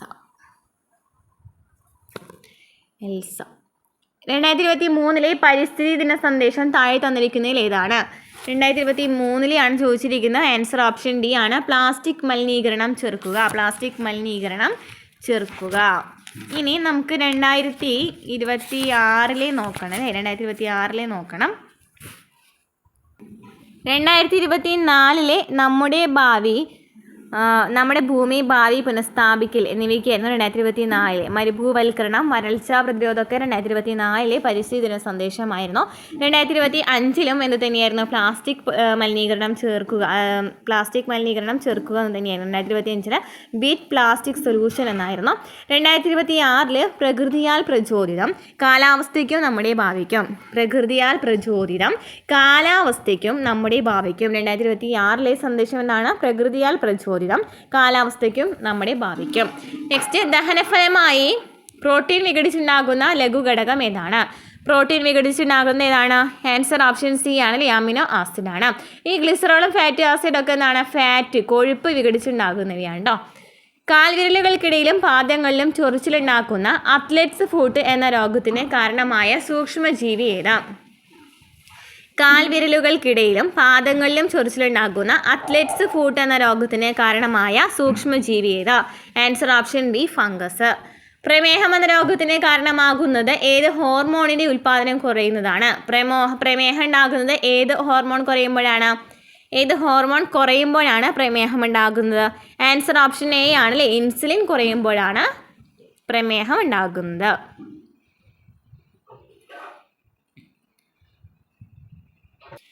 18 വയസ്സിൽ താഴെ പ്രായമുള്ള കുട്ടികളുടെ സമഗ്ര ആരോഗ്യ സംരക്ഷണത്തിനുള്ള സേവനങ്ങൾ ഉറപ്പുവരുത്തുന്ന പദ്ധതി? 18 വയസ്സിന് താഴെയുള്ള കുട്ടികളുടെ ആരോഗ്യ സംരക്ഷണത്തിനായിട്ട് ആൻസർ ഓപ്ഷൻ സി ആണ്, ആരോഗ്യ കിരണം. ഇന്ത്യയിലെ ആദ്യത്തെ ആൻറ്റിബയോട്ടിക് സ്മാർട്ട് ആശുപത്രിയായി പ്രഖ്യാപിച്ച കുടുംബാരോഗ്യ കേന്ദ്രം എവിടെയാണ്? ഇന്ത്യയിലെ ആദ്യത്തെ ആൻറ്റിബയോട്ടിക് സ്മാർട്ട് ആശുപത്രിയായി പ്രഖ്യാപിച്ച കുടുംബാരോഗ്യ കേന്ദ്രം എവിടെയാണ്? Answer option D, Kakkodi, Kozhikode. 2023 സെപ്റ്റംബറിൽ അന്തരിച്ച ഇന്ത്യൻ ഹരിത വിപ്ലവത്തിൻ്റെ പിതാവ് എന്നറിയപ്പെട്ട പ്രശസ്തനായ കാർഷിക ശാസ്ത്രജ്ഞൻ. 2023 സെപ്റ്റംബറിൽ അന്തരിച്ച ഇന്ത്യൻ ഹരിത വിപ്ലവത്തിൻ്റെ പിതാവ് എന്നറിയപ്പെടുന്ന ആരെയാണ്? ആൻസർ ഓപ്ഷൻ ഡി ആണല്ലേ. ഇന്ത്യൻ ഹരിത വിപ്ലവത്തിൻ്റെ പിതാവ് ആരാണ്? ഡോക്ടർ MS സ്വാമിനാഥനാണ്. ഡോക്ടർ വർഗീസ് കുര്യൻ ആരാണ്? ധവള വിപ്ലവത്തിൻ്റെ പിതാവാണ്. ഇനി ഹരിത വിപ്ലവത്തിൻ്റെ പിതാവ് എന്ന് ചോദിക്കുകയാണെങ്കിൽ ആരാണ്? Doctor Norman C. ബോർലോഗ് ആണ്. നെക്സ്റ്റ് ക്വസ്റ്റ്യൻ, ഹൃദയത്തെ ആവരണം ചെയ്ത് കാണുന്ന ഇരട്ട സ്ഥലം ഏതാണ്? ഹൃദയത്തെ ആവരണം ചെയ്ത് കാണുന്ന ഇരട്ട സ്ഥലം ഏതാണ്? ആൻസർ ഓപ്ഷൻ ഡി ആണ്, പെരികാർഡിയം. ക്ഷയരോഗബാധ തടയുന്നതിന് ഉപയോഗിക്കുന്ന പ്രതിരോധ വാക്സിൻ ഏത്? ക്ഷയരോഗബാധ തടയുന്നതിന് ഉപയോഗിക്കുന്ന പ്രതിരോധ വാക്സിൻ ഏതാണ്? Answer option C, BCG. ഇന്ത്യയിലെ ആദ്യ മണ്ണ് മ്യൂസിയം സ്ഥിതി ചെയ്യുന്ന ജില്ല? ആദ്യത്തെ മണ്ണ് മ്യൂസിയം എവിടെയാണ്? ആൻസർ ഓപ്ഷൻ എ ആണ്, തിരുവനന്തപുരം ജില്ലയിലാണ് ഇന്ത്യയിലെ ആദ്യത്തെ മണ്ണ് മ്യൂസിയം. നെക്സ്റ്റ് മാത്സ് ആണ്.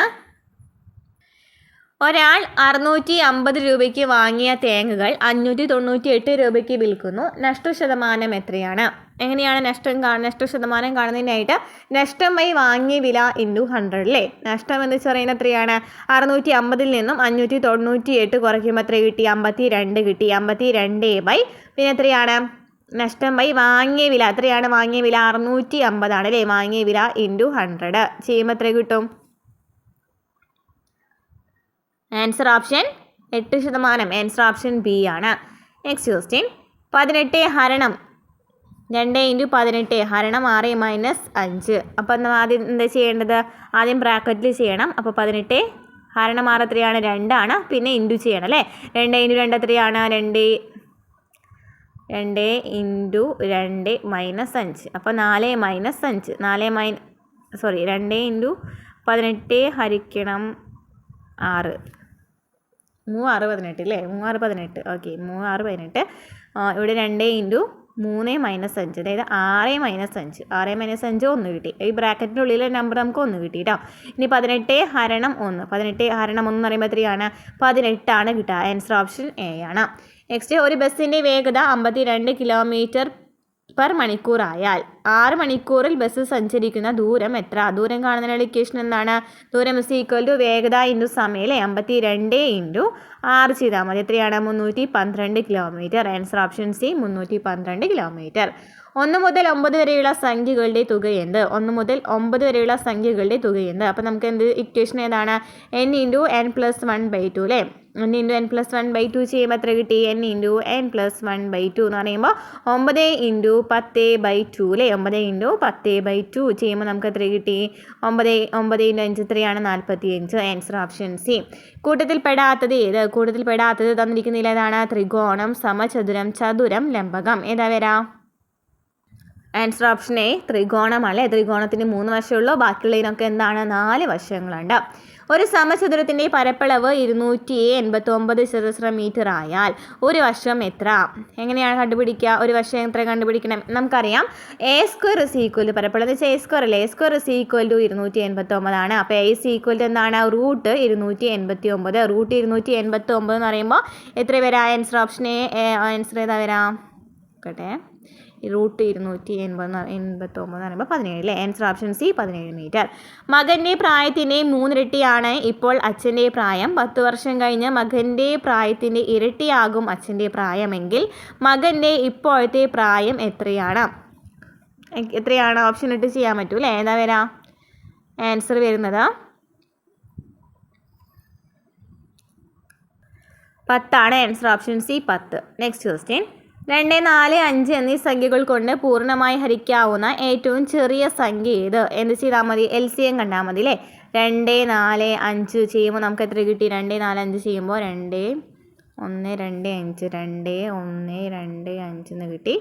LCM എന്ന് പറയുന്നത് 20 ആണ്. Answer option D. നെക്സ്റ്റ്, 9:3 64 ആണെന്നുണ്ടെങ്കിൽ 3² ആണ് 9. അപ്പോൾ 64 ആണെന്നുണ്ടെങ്കിൽ ഇതാ വരാം. 64 ആണെന്നുണ്ടെങ്കിൽ എന്ത് വരും? 8² അല്ലേ? 8². Answer option D. ക്രമമായി പൂരിപ്പിക്കുക. 2 5 8 2 5 8 പിന്നെ ഇതാ വരാം 11 വരും അല്ലേ? 2 5 8 11 എന്ന് വരും. ഇനി 1/10.1 ആണ്. 10/100 എന്ന് വെച്ചാൽ ദശാംശ രൂപം കാണുന്നതിനായിട്ട് എന്ത് ചെയ്താൽ മതി?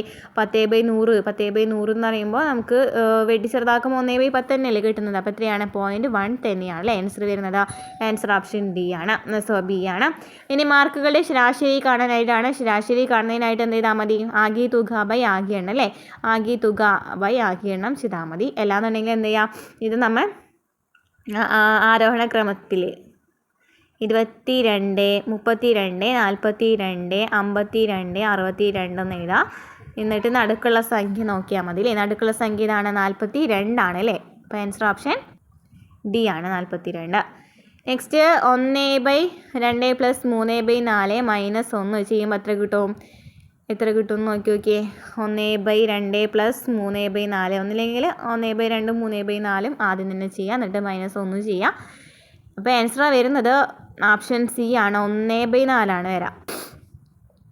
1/4 ആണ് വരാം കേട്ടോ. ഇനി 15/p = 3 ആയാൽ p എത്രയാണ്? എന്ത് ചെയ്താൽ മതി? അങ്ങോട്ടും ഇങ്ങോട്ടും കൊടുത്താൽ മതി അല്ലേ.